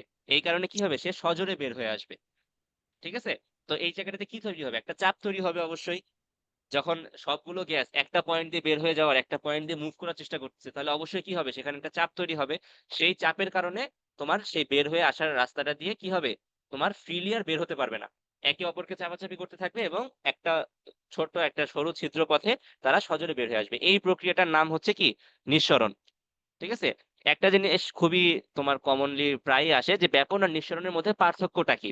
ব্যাপন এবং নিঃসরণের মধ্যে পার্থক্য, মেইন পার্থক্যগুলো কি কি, এই পার্থক্যগুলো যদি আমি এরকম ভাবে পয়েন্ট করে বলি, তাহলে দেখো ব্যাপন আর নিঃসরণের মধ্যে একদম ফার্স্টে, মেইন নিচে থেকে যাও, একদম প্রথম যে ব্যাপনের ক্ষেত্রে কোনো ছিদ্র পথ বা নির্দিষ্ট পথ এটার কোনো প্রয়োজন নেই। ব্যাপনের ক্ষেত্রে কি এরকম কোনো শর্ত ছিল যে একটা বড় জায়গা দিয়ে বের হতে হবে বা ছোট জায়গা লাগবে? না। না স্যার। এরকম কোনো কিন্তু শর্ত ছিল না। তার মানে ব্যাপনের ক্ষেত্রে কোনো কি নেই, তোমার সরু ছিদ্রপথ বা কোনো নির্দিষ্ট পথের কোনো দরকার নেই। ঠিক আছে, কোনো নির্দিষ্ট পথের কোনো প্রয়োজন নেই, কিন্তু নিঃসরণের জন্য অবশ্যই সরু ছিদ্রপথ দরকার। যদি সরু ছিদ্রপথ না থাকে তখন আর কি সেটা নিঃসরণ হবে না, তখন সেটা কি হয়ে যাবে, আবার ব্যাপনে কনভার্ট হয়ে যাবে, তখন সেই জিনিসটা আবার ব্যাপন হয়ে যাবে। ঠিক আছে, যদি আমি সেম ভাবে এই যে তোমার বেলুন বেলুনের যদি এক্সাম্পলটা দেই, ঠিক আছে, বেলুনের মধ্যে মনে করো কি আছে, গ্যাস ভরা আছে। এই বেলুনটাকে আমি এক সাইডে ফুটা করে দিলাম, তাহলে যেটা বের হবে সেটা কি হবে, সেটা হবে নিঃসরণ। কারণ একটা সরু ছিদ্র পথ দিয়ে সম্পূর্ণ গ্যাস একসাথে বের হয়ে আসার চেষ্টা করতেছে, এই কারণে এটাকে আমরা বলবো কি, নিঃসরণ। কিন্তু যদি আমি এরকম না করি, এই ক্ষেত্রে এটা বেলুনটাকে এইভাবে যদি আমি ছিদ্র করে না দেই, কি করলাম, আমি বেলুনের মুখটা আস্তে করে বড় করে খুলে দিলাম, তখন কি হবে, তখন গ্যাসগুলা কি আর সজোরে বের হয়ে আসবে, ধাক্কা দিয়ে বের হয়ে আসবে, বের হয়ে আসবে না। ঠিক আছে, তখন যদিও একটা পথের এখানে উদ্দেশ্য মানে তোমার হয়ে গেছে, কিন্তু তারপরেও গ্যাসটা তখন আর নিঃসরণের মতো সরু ছিদ্রপথে যেহেতু আসে নাই, কোনো সজোরে ধাক্কা দিয়ে বের হয় নাই, তখন আর সেটা নিঃসরণ ঘটবে না। ঠিক আছে, কিন্তু আবার যদি আমি মুখা একদম নর্মালি জাস্ট অল্প করে খুলে রাখি, তাহলে কিন্তু সেটা আবার নিঃসরণ হয়ে যাবে, মুখটাকে বড় করে খুলতে হবে। ঠিক আছে, আচ্ছা, সেম ভাবে যদি আমি চিন্তা করি, তোমার ব্যাপন, ব্যাপন কার হচ্ছিল, ব্যাপন হচ্ছিল কঠিন পদার্থেরও ব্যাপন হয়, তরল পদার্থেরও ব্যাপন হয়, গ্যাসীয় পদার্থেরও ব্যাপন হয়। কিন্তু যদি কঠিন পদার্থ, আমি একটা কি করলাম, তোমার একটা বেলুনের মধ্যে গ্যাসের জায়গায় আমি এখন কি দিলাম, মনে করো পাথর ভরে রাখলাম, অনেকগুলা পাথর ভরলাম কোনোভাবে। ঠিক আছে, এরপরে আমি ছিদ্র করে দিলাম, তাহলে কি সেই পাথরগুলা কি এরকম ভাবে জোরে ধাক্কা দিয়ে বের হয়ে আসতে যাবে? না স্যার। তা কিন্তু কোনোভাবেই এরকম গ্যাসের মতো জোরে ধাক্কা দিয়ে বের হয়ে আসবে না, তাহলে কি সেটা নিঃসরণ হবে? না। না। না। সেই পাথরের কিন্তু নিঃসরণও হবে না। তাহলে ব্যাপন তোমার কঠিন পদার্থ, তরল পদার্থ, বায়বীয় পদার্থ যে কোনো পদার্থের জন্য হতে পারে, কিন্তু নিঃসরণ শুধুমাত্র গ্যাসীয় পদার্থের ক্ষেত্রে প্রযোজ্য। নিঃসরণ কার হবে, শুধুমাত্র গ্যাসীয় পদার্থের। গ্যাসীয় পদার্থের নিঃসরণ ঘটবে, নিঃসরণ ঘটবে শুধুমাত্র গ্যাসীয় পদার্থের। আর ব্যাপন ঘটতে পারে তরল পদার্থেরও ব্যাপন ঘটতে পারে, বায়বীয়ও ঘটতে পারে, কঠিন পদার্থেরও ঘটতে পারে। ঠিক আছে, আর গ্যাসীয় পদার্থের ক্ষেত্রেই শুধুমাত্র নিঃসরণ পসিবল, নিঃসরণ তোমার কি কঠিন বা তরল পদার্থের ক্ষেত্রে পসিবল না। আচ্ছা, এরপরে নিঃসরণ আর ব্যাপনের মধ্যে ব্যাপনে চাপের কোনো প্রভাব নেই। ব্যাপন যেহেতু স্বতঃস্ফূর্ত একটা ঘটনা, স্বতঃস্ফূর্ত প্রক্রিয়া, এটাকে বাইরে থেকে আমার কি চাপ প্রয়োগ করতে হয় না, কিংবা এখানে চাপের কোনো ঘটনা নেই, এখানে কি হয় না, কোনো চাপের কোনো ঘটনা নেই। কিন্তু নিঃসরণে কি চাপের উপর নির্ভরশীল। কারণ কি, এই যে আমি বললাম একটা ছোট্ট যদি আমি ছিদ্র করে দিই, তাহলে চারপাশের সকল কণা একটা পয়েন্ট দিয়ে বের হওয়ার চেষ্টা করবে, তাহলে সেখানে কি হবে, চাপ তৈরি হবে, এবং চাপ তৈরি হওয়ার কারণেই তোমার এই গ্যাসটা বের হয়ে আসার সময় নিঃসরণ ঘটবে, এখানে কি হবে, নিঃসরণ ঘটবে। আর ব্যাপনের ক্ষেত্রে এই চাপের কোনো প্রভাব ছিল না, কিন্তু নিঃসরণ কি চাপের উপর নির্ভরশীল। যদি এই ভিতরে তোমার বেলুনের ভিতরে কোনো গ্যাসের যদি কোনো চাপ না থাকে, গ্যাসের যদি কোনো চাপ না থাকে, তাহলে সেই ক্ষেত্রেও কিন্তু নিঃসরণ ঘটবে না। যেমন একটা জিনিস চিন্তা করো, মনে করো একটা কন্টেইনার, ঠিক আছে, একটা কন্টেইনার, এই কন্টেইনারের ভিতরে কোনো কিছু নাই, কন্টেইনারটা ফাঁকা, এই কন্টেইনারের ভিতরে কিছু নাই, কন্টেইনারটা ফাঁকা, ফাঁকা একটা কন্টেইনার, এটার ভিতরে তাহলে কোনো যেহেতু গ্যাস নাই, তাহলে গ্যাস কি চাপ দিচ্ছে? বলতো এই কন্টেইনারের ভিতরে টোটাল যে চাপটা আছে, সেই চাপটা কি কম আছে না বেশি আছে? কম। কম। কিন্তু সেম কন্টেইনারে যদি আমি কিছু পরিমাণ গ্যাস বাইরে থেকে আমি ঢুকাই, কিছু পরিমাণ গ্যাস যদি ভিতরে দিয়ে দেই, তাহলে সেই ক্ষেত্রে ভিতরে চাপ কি বাড়বে না কমবে? বাড়বে। চাপ অবশ্যই বাড়বে।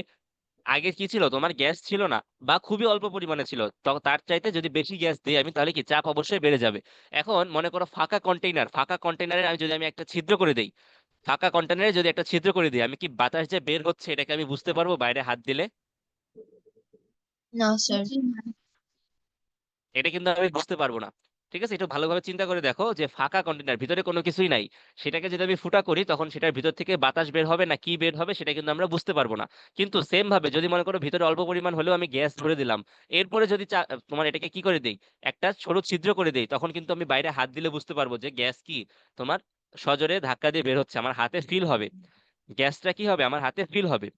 তাই না? এখান থেকে আমি বুঝতে পারতেছি যে ভিতরে তাহলে কোন জিনিসটা চেঞ্জ হয়েছে, ভিতরে এতক্ষণ কোনো চাপ ছিল না। যদি ফাঁকা কন্টেনার থাকে তাহলে সেই ক্ষেত্রে কি ছিল না, কোনো চাপ ছিল না, এই কারণে বাইরে আমি গ্যাসটা ফিল করতে পারি নাই। কিন্তু যখন আমি চাপ বাড়াই দিছি ভিতরে, তখন কি হচ্ছে, এই যে বের হয়ে আসতেছে, এটার বেগও বেড়ে গেছে, এটা কি আমার হাতে বোঝাও যাচ্ছে যে এখন কিছু একটা বের হয়ে আসতেছে। তাহলে নিঃসরণের যে ঘটনা, সেই নিঃসরণের ঘটনাটা ভিতরে চাপের উপর নির্ভরশীল। চাপ যদি বেশি থাকে, তাহলে বেশি বেগে বের হয়ে আসবে। নিঃসরণের ক্ষেত্রে একটা জিনিস আমাদেরকে খেয়াল রাখতে হয় যে নিঃসরণ যখন হচ্ছে, তখন কি অবশ্যই একটা নির্দিষ্ট বেগে বের হয়ে আসতেছে গ্যাসীয় পদার্থটা, গ্যাসীয় পদার্থটা কি একটা বেগে বের হয়ে আসতেছে। এটা কিন্তু আমরা বলতেছি যে সজোরে বের হয়ে আসতেছে, তাই না? আমরা কি বলতেছিলাম না যে সজোরে বের হয়ে আসতেছে? এটাকে এখান থেকে আমাদের ডিসিশন নেওয়ার জিনিসটা হচ্ছে কি, সেটার একটা নির্দিষ্ট বেগে বের হয়ে আসতেছে। গ্যাসটা একটা নির্দিষ্ট বেগে বের হয়ে আসতেছে। তাহলে এই বেগটা কার উপর ডিপেন্ড করে? এই বেগটা ডিপেন্ড করে চাপের উপর। ভিতরে চাপ কি পরিমাণ আছে সেটার উপর ডিপেন্ড করে এই বেগটা। যদি বেশি চাপ থাকে তাহলে বেশি বেগে বের হয়ে আসবে, যদি অল্প চাপ থাকে তাহলে কি অল্প বেগে বের হয়ে আসবে। আবার সেম ভাবে নিঃসরণের যে বেগটা, সেই নিঃসরণের বেগটা আরেকটা বিষয়ের উপর ডিপেন্ড করে। সেটা কি বলতো? যে ছিদ্রপথ। ঠিক আছে, এটা কি তোমার ছিদ্র পথের উপরেও ডিপেন্ড করে। এটা আমার ছিদ্র পথের উপর ডিপেন্ড করে। কিভাবে ডিপেন্ড করে? ছিদ্র পথের উপর ডিপেন্ড কিভাবে করে? যদি আমি খুবই অল্প পরিমাণে খুবই ছোট একটা ছিদ্র করি, তাহলে কি সমস্ত গ্যাস ওই খুবই ছোট ছিদ্র দিয়ে বের হয়ে আসতে চেষ্টা করবে। তাহলে কি সেখানে চাপটা বেশি হবে না কম হবে? বেশি। বেশি হবে। অনেক বেশি হবে। চাপটা কিন্তু সেই ক্ষেত্রে অনেক বেশি হবে। কিন্তু যদি আমি কি করি, সেই ছিদ্রটা একটু বড় করে করি, তাহলে কিন্তু সেম জায়গায় আগে কি ছিল, আগে সম্পূর্ণ গ্যাসটা একটা খুবই ছোট একটা এতটুকু একটা জায়গা দিয়ে বের হয়ে আসার চেষ্টা করতেছিল। কিন্তু এখন যখন সে জায়গা বড় পেয়ে গেছে, তখন কি সব গ্যাস আর এক জায়গায় দিয়ে বের হবে না, কিছু গ্যাস এদিক দিয়ে বের হবে, কিছু গ্যাস এদিক দিয়ে বের হবে, কিছু গ্যাস এদিক দিয়ে বের হবে, তাই না? গ্যাসগুলো কি তোমার ছড়িয়ে বের হওয়ার চেষ্টা করবে। এই কারণে এখন বেগটা কি হয়ে যাবে, আগের চাইতে বাড়বে না কমবে? কমবে। এই বেগটা কিন্তু কি হবে, বেগটা কিন্তু কমে যাবে। ঠিক আছে, তাহলে নিঃসরণটা কিসের উপর ডিপেন্ড করে? নিঃসরণটা ডিপেন্ড করে চাপের উপর আর কি ছিদ্রপথের উপর। সেম একই ঘটনা, যদি ছিদ্রপথটা ছোট হয় তাহলে কি গ্যাসটা বেশি চাপে বের হবে, বেশি জোরে বেগে বের হবে, বেশি বেগে বের হবে। কিন্তু সেম ভাবে যদি আমি কি করি, ছিদ্রপথটাকে একটু বড় করে দেই বা ছিদ্রটা যদি বেশি বড় থাকে, তাহলে সেই ক্ষেত্রে থেকে ইজিলি বের হয়ে আসবে এবং চাপ কম থাকবে, বেগও কম থাকবে। ঠিক আছে, তাহলে ব্যাপন আর নিঃসরণ এর মধ্যে মেইন পার্থক্যগুলো কি কি, এগুলো কি আমরা সবাই ক্লিয়ার? জি জি স্যার। স্যার। আচ্ছা, হ্যাঁ সিথি। স্যার আমরা যে বেলুন কিনি, হ্যাঁ, তো বেলুন কেনার কয়েকদিন পর যদি বেলুনকে না ফাটানো হয়, তখন কয়েকদিন পর দেখা যায় বেলুনটার গ্যাস ফুরায় যায়। তো কি এটা মানে কোন প্রক্রিয়া হয়? আচ্ছা, এটা কোন প্রক্রিয়া হয়? দেখো, বেলুনের গ্যাস সাধারণত মানে বেলুনটা চুপসে যায় কেন? গ্যাসটা কোনো না কোনো ভাবে বের হচ্ছে বেলুন স্যার থেকে। বেলুন তো গ্যাস তো, আমরা তো বেঁধে রাখছি না, তো তো কিভাবে বের হ্যাঁ, হবে? আমরা আমরা বেঁধে রাখছি। বেঁধে রাখার পরেও বেলুনের গায়ে, ঠিক আছে, যে বেলুন আছে না, বেলুনের গায়ে যে যে তোমার ম্যাটেরিয়ালটা দিয়ে বেলুন তৈরি করা হয়, সাধারণত কি হয়, বেলুন কিসে থাকে সাধারণত? কি দিয়ে স্যার তৈরি করা হয় বেলুন? ইলাস্টিক দিয়ে। প্লাস্টিক। স্যার রাবার টাইপের প্লাস্টিক। আচ্ছা, রাবার টাইপের জিনিসপাতি। আচ্ছা, তাহলে বেলুন তৈরি করার যে মেইন ইনগ্রিডিয়েন্ট গুলো আছে, সেটার মধ্যে এই রাবার বা প্লাস্টিক বা পলিথিন জাতীয় পলিমার থাকে। ঠিক আছে, এইগুলার যদি আমি স্ট্রাকচারটা দেখি, এদের মধ্যে খুবই ক্ষুদ্র ক্ষুদ্র ক্ষুদ্র ক্ষুদ্র ছিদ্র থাকে। ঠিক আছে, এদের মধ্যে খুবই সূক্ষ্ম ছিদ্র থাকে। এই ছিদ্র পথে তোমার বাতাস যখন অনেক বেশি থাকে তখন সেরকম ভাবে বের হতে পারে না। কিন্তু যত সময় দেওয়া হয়, এটা আস্তে আস্তে আস্তে আস্তে ছিদ্র দিয়ে তোমার বেলুনের যে গ্যাসটা বা ভিতরে যাই পুরা হোক না কেন, বাতাস বা গ্যাস, সেটা কি আস্তে আস্তে বের হতে থাকে খুবই অল্প টাইম নিয়ে, খুবই কম টাইম নিয়ে। ঠিক আছে, এই এই টাইমটা আমার কি খুবই মানে অনেক, সরি, খুবই অনেক বেশি টাইম নিয়ে, মানে কি খুবই আস্তে আস্তে আস্তে আস্তে। ঠিক আছে, তাহলে বলো তো, যদি আস্তে আস্তে যে তোমার এই গ্যাসটা বের হয়ে যাচ্ছে, এই প্রক্রিয়াটাকে, এটাকে আমরা ব্যাপন বলবো নাকি নিঃসরণ বলবো? স্যার স্যার নিঃসরণ বলবো। সবাই কি একমত? স্যার হ্যাঁ, আচ্ছা, এই স্যার প্রক্রিয়াটা আমরা হচ্ছে তো তোমার, হ্যাঁ বলো। স্যার আমরা তো শুনছি নিঃসরণের সময় মানে খুব দ্রুত হয় আর ব্যাপন খুবই আস্তে আস্তে হয়, তো এটা তো ব্যাপন হওয়ার কথা।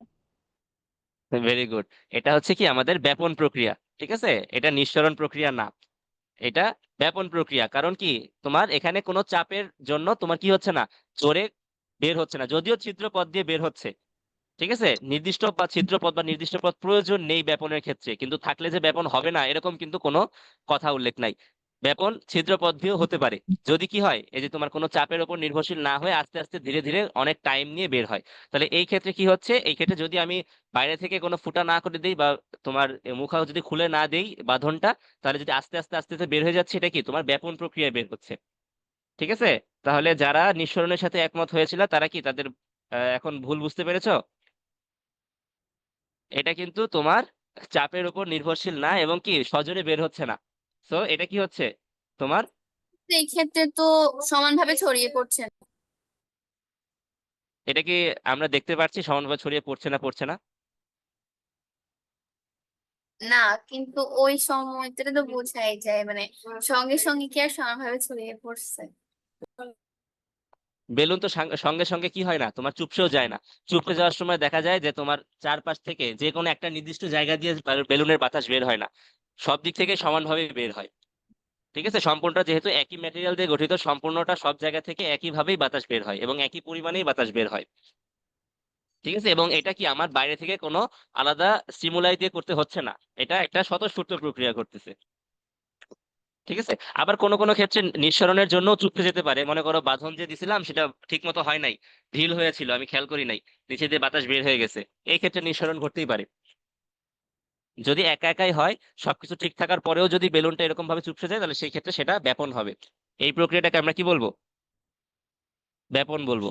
ঠিক আছে, আচ্ছা, সুন্নাহ ইসলাম। স্যার তাহলে বেলুন থেকে যে গ্যাসটা বের হয় সেটাকেও তো আমরা ব্যাপন বলতে পারি, সেটা তো নিঃসরণ হতে পারে, ব্যাপন হতে পারে। কোন ক্ষেত্রে? মানে ব্যাপনের ক্ষেত্রে তো সরু ছিদ্রপথে বেরিয়ে আসতে পারবে না, এটা মানে বলা হয়নি। নিঃসরণের ক্ষেত্রে বলা হয়েছে যে সরু ছিদ্রপথে বেরিয়ে আসতেই হবে, কিন্তু ব্যাপনের ক্ষেত্রে তো এটা হুম। বলা হয়নি যে ছিদ্রপথটা বড় হবে না ছোট হবে। তাহলে যেটা ব্যাপন হতে পারে, নিঃসরণ হতে পারে। অথবা চাপের প্রভাব নেই, চাপ থাকবে না এমনটা তো বলা হয়নি, বলা হয়েছে চাপের প্রভাব নেই, কিন্তু চাপ থাকতেও পারে। না, ব্যাপনের ক্ষেত্রে চাপের প্রভাব নেই বলা হয়েছে, মানে চাপের প্রভাব নেই, থাকতেও পারে না। ঠিক আছে, ব্যাপনের ক্ষেত্রে ব্যাপনটা তোমার স্বতঃস্ফূর্ত ভাবে চাপ থাকলেও বের হবে, না থাকলেও বের হবে। এই ক্ষেত্রে চাপের কোনো প্রভাবই নেই, বেশি চাপ দিছি ব্যাপন অনেক তাড়াতাড়ি হবে এরকম ঘটনা না। ঠিক আছে, চাপের কোনো প্রভাবই নেই, থাকতেও পারে। এটা তোমার নিঃসরণের জন্য হয়তো বা সত্য, কিন্তু ব্যাপনের জন্য এই জিনিসটা সত্য না। ঠিক আছে। হুম। আর এয়ার ফ্রেশনার যখন আমরা স্প্রে করি তখন তো হচ্ছে গিয়ে এটা একটা সরু ছিদ্রপথে বেরিয়ে আসে আর একটা চাপও থাকে, তাহলে এটা কি নিঃসরণ? হ্যাঁ, ফার্স্ট একদম প্রথম যে কাজটা হয়, যে নজলের উপর দিয়ে যে সরু ছিদ্রপথে বের হয়ে আসে, এইটুকু পার্ট নিঃসরণ। এটা একবার বের হয়ে আসার পরে ঘরের এক প্রান্ত থেকে আরেক প্রান্তে যখন যায়, তখন সেটা হয় ব্যাপন। জি। বুঝতে পেরেছি। জি। আচ্ছা,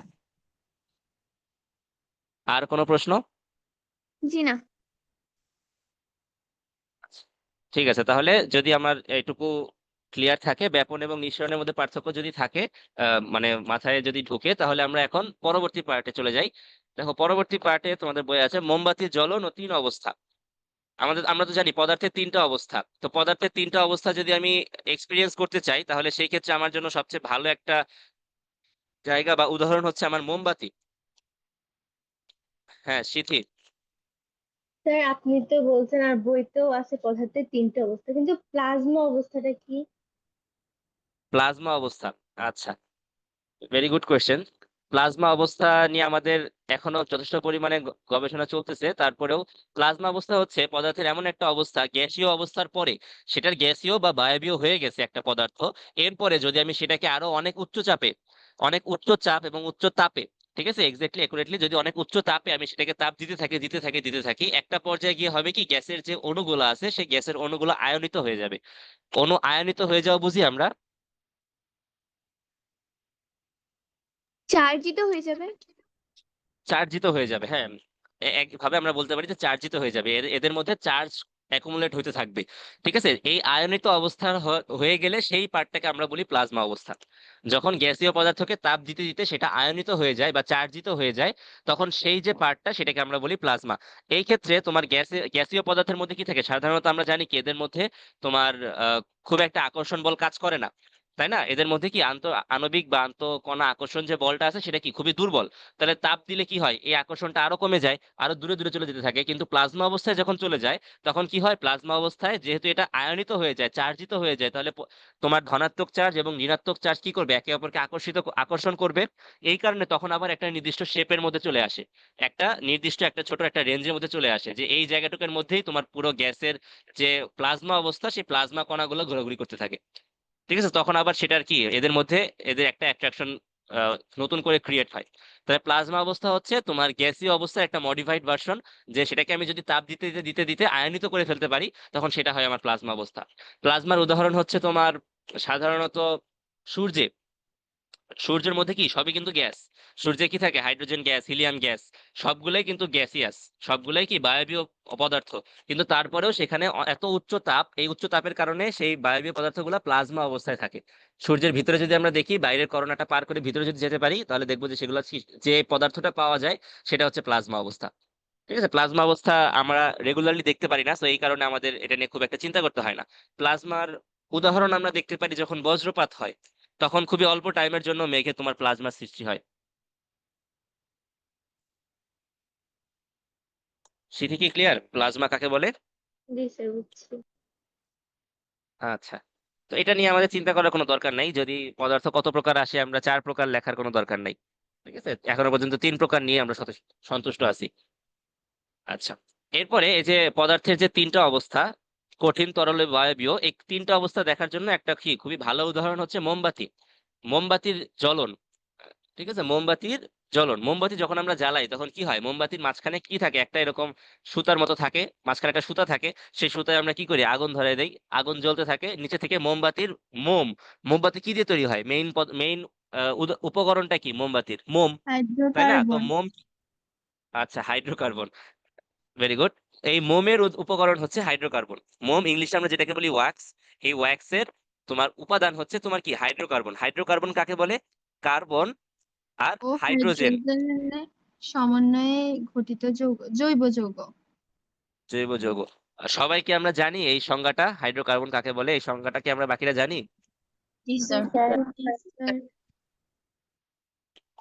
ওকে, তাহলে কার্বন এবং হাইড্রোজেন এদের সমন্বয়ে গঠিত এই দুইটা, শুধুমাত্র এই দুইটা মৌল দিয়ে গঠিত যত রকমের জৈব যৌগগুলো আছে সেগুলোকে আমরা বলি কি? হাইড্রোকার্বন, তাই না?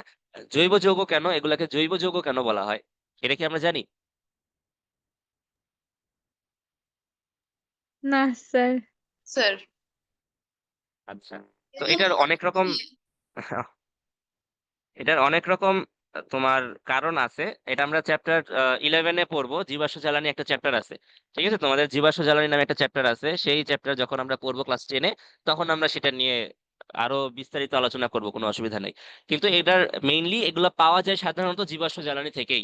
এগুলা সাধারণত উদ্ভব হয় তোমার জীবাশ্ম জ্বালানি, বা যেগুলা কি মানুষ তোমার গাছপালা, পশু পাখি, ডাইনোসর ইত্যাদি ইত্যাদি ইত্যাদি ইত্যাদি যত প্রাচীন কালের পশু পাখি জীবগুলা যেগুলো আছে, সেগুলো কি মারা যাওয়ার পরে, মাটিতে মিশে যাওয়ার পরে, সেগুলা থেকে তোমার তাদের বডি থেকে যে উপাদানগুলো ছিল, সেই উপাদানগুলো রাসায়নিক ভাবে বিক্রিয়া হতে হতে হতে হতে তাপের কারণে যেটা তৈরি হয় সেটাকে আমরা বলি জীবাশ্ম জ্বালানি। এবং সেখান থেকে সাধারণত এই হাইড্রোকার্বন গুলো পাওয়া যায়। আগে ধারণা করা হতো যে এগুলো ছাড়া জায়গা নাই কোনো হাইড্রোকার্বন পাওয়ার। এখন দেখা যাচ্ছে যেগুলোকে আমি ল্যাবেও তৈরি করতে পারি, কিন্তু সাধারণত ওইখান থেকে পাওয়া যেত। ঠিক আছে, তো কার্বন এবং হাইড্রোজেন এই দুইটা দিয়ে গঠিত সকল জৈব যৌগকে আমরা বলি হাইড্রোকার্বন। তো মোম হচ্ছে কি এক ধরনের হাইড্রোকার্বন। তো মোম যখন কি হয় জ্বলে, তখন আমরা মানে বাহ্যিক ভাবে কি দেখতে পারি? আমরা তো হাইড্রোকার্বন পড়তেছে এটা তো দেখতে পারি না। আমরা দেখি কি? আমরা দেখি মোম গলে, তোমার যে সলতেটা আছে সেই সলতেটা জলে, উপরে একটা হলুদ কালারের ফ্লেম পাওয়া যায়, নিচে একটু রিজিয়ন, এখানে একটু হালকা নীল কালার থাকে কিছু পরিমাণ, কিছু জায়গা কি থাকে তোমার সাধারণত নীল কালার থাকে, এবং উপরের পার্টটুকু হলুদ থাকে, তাই না? একদম নিচের দিকে একটা পার্ট থাকে কি তোমার হালকা নীল নীল টাইপের পার্ট থাকে, এবং উপরের দিকে হলুদ কালার, লাল কালার, এরকম একটা ফ্লেম পাওয়া যায়। তো এটা কি হয় আমরা দেখতে পাই সাধারণত। এবং যখন মোমবাতি নিভিয়ে দেই, তখন আমরা কি দেখি? যে ধোঁয়া হচ্ছে, তাই না? সাধারণত মোম যখন জ্বলে তখন কি ধোঁয়া দেখা যায়? তাই যাই তো। না, না বন্ধ করে দিলে তারপর দেখা যায়। স্যার, এমনিতেও বন্ধ, যায় আগুন জ্বালালে। দিলেও দেখা যায়। আচ্ছা, অত ভালোভাবে ক্লিয়ারলি ফুল টাইম মোম কয়েলের মতো ধোঁয়া উঠতেছে এরকম কিন্তু দেখা যায় না। ঠিক আছে, জি স্যার। দেখা যায় হালকা হালকা, খুবই হালকা পরিমাণে, এবং খুবই ভালো করে লক্ষ্য করলে হয়তো বা দেখা যায়, কিন্তু সব সময় কি দেখা যায় না। কিন্তু মোমবাতি যদি আমি নিভিয়ে দেই বা একদম জ্বালানোর মোমেন্টে, তখন কিন্তু দেখা যায়। মোমবাতি নিভাই দিলে দেখা যায়, একদম পুরা পরিষ্কার ভাবে ক্লিয়ারলি দেখা যায়। তো এখানে হয় কি, তোমার মোমবাতি যখন আমরা জ্বালাই তখন কি হয়? নিচে যে মোমবাতিটুকু থাকে, যেখানে আগুনের তাপ যেখানে পৌঁছায় না, তার নিচের টুকু কি সলিড থাকে, তার নিচের টুকু কি থাকে? কঠিন পদার্থ থাকে। যে কঠিন পদার্থটার নাম কি আমরা জানি? মোম বা ওয়্যাক্স। ইংলিশে ওয়্যাক্স, বাংলায় কি বলি আমরা? এটাকে বলি মোম, তাই না? এরপরে এই মাঝখানে যে জায়গাটাতে কি তোমার সলতেটা যেখানে থাকে, ঢোকানো থাকে, সেই জায়গাটুকু কি থাকে? সেই জায়গাটুকু লিকুইড থাকে, তাই না? এই পার্টটুকু কি তরল থাকে না? এই জায়গায় মোমবাতি কাজ করলে কি হয় তোমার? ফোটায় ফোটায় মোম কিন্তু গলে গলে পড়ে। তাই না? তাহলে ওই পার্টটুকু কি থাকে? পদার্থে তরল অবস্থা দেখা যায়। একই পদার্থ নিচের পার্টটুকু হচ্ছে কঠিন অবস্থা, এই মাঝখানে হচ্ছে আমার তরল অবস্থা। এবং যখন আমি মোমবাতি নিভাই দিই তখন ভালোভাবে বুঝতে পারি যে তোমার ধোঁয়াটা উড়ে যাচ্ছে, সেই ধোঁয়াটাও কিন্তু তোমার এই মোমেরই ধোঁয়া। সেটাকে তুমি দেখবা, যদি হাত দিয়ে ধরো দেখবা যে তোমার, বা একদম পুরা আহ মনে করো অনেক ভালো ক্যামেরায় ছবি তুললে বা খুবই ভালোভাবে খেয়াল করে দেখা যায় যে কণা কণা, খুবই ক্ষুদ্র ক্ষুদ্র কণা দেখা যায়। ঠিক আছে, সেটাও হচ্ছে তোমার এই মোমেরই একটা ছোট ছোট কণা। সেই কণাটা যখন পুড়ে পুড়ে কি হয়, এটা বায়বীয় অবস্থায় চলে যায়, ওয়্যাক্সের ব্যাপার দেখা যায়, মোমের বাষ্প দেখা যায়। ঠিক আছে, মোমের বাষ্প দেখা যায়। আর একদম বাইরের দিকে, একদম উপরের দিকে এই জায়গাটাতে হাইড্রোকার্বন পুড়লে সবসময় কার্বন ডাই অক্সাইড এবং পানি উৎপন্ন হয়। এই জায়গাটাতে কার্বন ডাই অক্সাইড এবং পানি, পানি যদিও পাওয়া যায় না, বাষ্প আকারে উড়ে চলে যায়, এই কারণে আমরা পানি দেখতে পারি না। কিন্তু কার্বন ডাই অক্সাইড যদি আমি কি করি, কার্বন ডাই অক্সাইডের টেস্ট করি, কার্বন ডাই অক্সাইড টেস্ট করার অনেক রকম ওয়ে আছে, কোন একটা ওয়েতে টেস্ট করি, তাহলে আমি দেখবো যে একদম বাইরের থেকে এই জায়গা দিয়ে কার্বন ডাই অক্সাইড বের হচ্ছে, কার্বন ডাই অক্সাইডের গ্যাস পাওয়া যাবে এই পার্টটুকুতে। ঠিক আছে, তাহলে মোম যখন জ্বলে তখন মোমের এখানে তোমার পদার্থের তিনটা অবস্থায় ক্লিয়ারলি বোঝা যায়। সলিড অবস্থা, নিচের পার্টটুকু তরল অবস্থা বা লিকুইড অবস্থা, যেখানে কি হচ্ছে মোমবাতিটুকু গলে আছে, এবং উপরের পার্টে মোমবাতির কি মোমের বাষ্প বা ভ্যাপার স্টেট বা কি বায়বীয় অবস্থা সেখানে পাওয়া যায়। ঠিক আছে, এটা কি, এটা তোমার একটা দেখার বিষয়, এটা এম্পিরিক্যাল বিষয়। ঠিক আছে, এটাতে খুব একটা বোঝার কিছু নাই, এটা আমরা যে কোনো ক্ষেত্রেই, বরফের ক্ষেত্রেও কিছু কিছু ক্ষেত্রে আমরা বরফের তিনটা অবস্থা একসাথে দেখতে পাই। মনে করো বরফ যখন আমি ফ্রিজ থেকে বের করে একটা জায়গায় রাখলাম, সেখানে কি হয়, তোমার বরফটা গলা শুরু করে, তার আগে কি বরফ থেকে ধোঁয়া উঠতে থাকে, মনে হয় যে বরফ থেকে ধোঁয়া উঠতেছে, তাই না? বরফের চারপাশে কি হয়, ধোঁয়া ধোঁয়া হয়ে যায়। এবং কি বরফটা টেবিলে যখন থাকে তখন টেবিলে কি হয়, হালকা হালকা পানির ড্রপলেট জমা হতে থাকে, বরফটা গলে কিছু পরিমাণ পানি বের হয়ে যায়। তাহলে সেই জায়গায় কি আমি একই পদার্থের তিনটা অবস্থায় দেখতে পারি, পানি, বরফ এবং কি বাষ্প, তিনটা অবস্থায় একই সাথে দেখতে পারি। ঠিক আছে, এখানে খুব একটা বোঝার কোনো পার্ট আমাদের আপাতত নেই। এরপরে আমরা যে পার্টটুকে যাব, সেই পার্টটা হচ্ছে আমার গলন ও স্ফুটন। গলন ও স্ফুটন। আচ্ছা, এখানে লেখা আছে গলন কাকে বলে।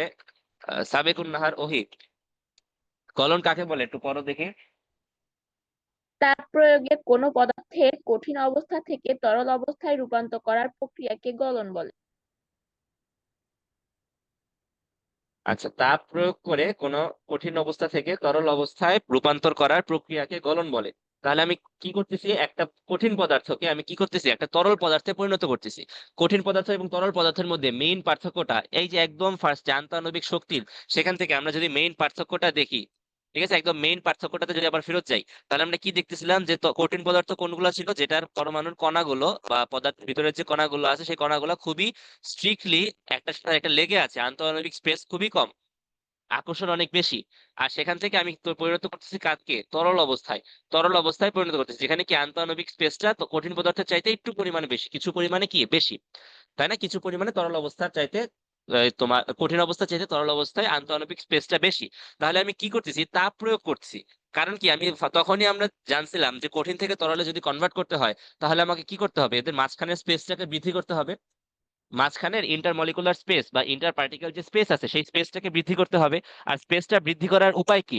স্পেসটা বৃদ্ধি করার উপায় হচ্ছে আমার এটার ভিতরে যে গতি শক্তিটা আছে বা এটার ভিতরে যে আন্তঃআণবিক আকর্ষণ শক্তি আছে, আন্তঃআণবিক আকর্ষণ শক্তিকে কমিয়ে দেওয়া অথবা গতি শক্তিকে বাড়িয়ে দেওয়া।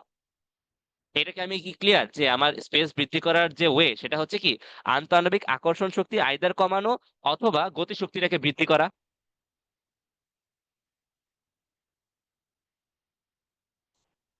এটুকু কি আমরা বুঝতে পারি জি জি। স্যার।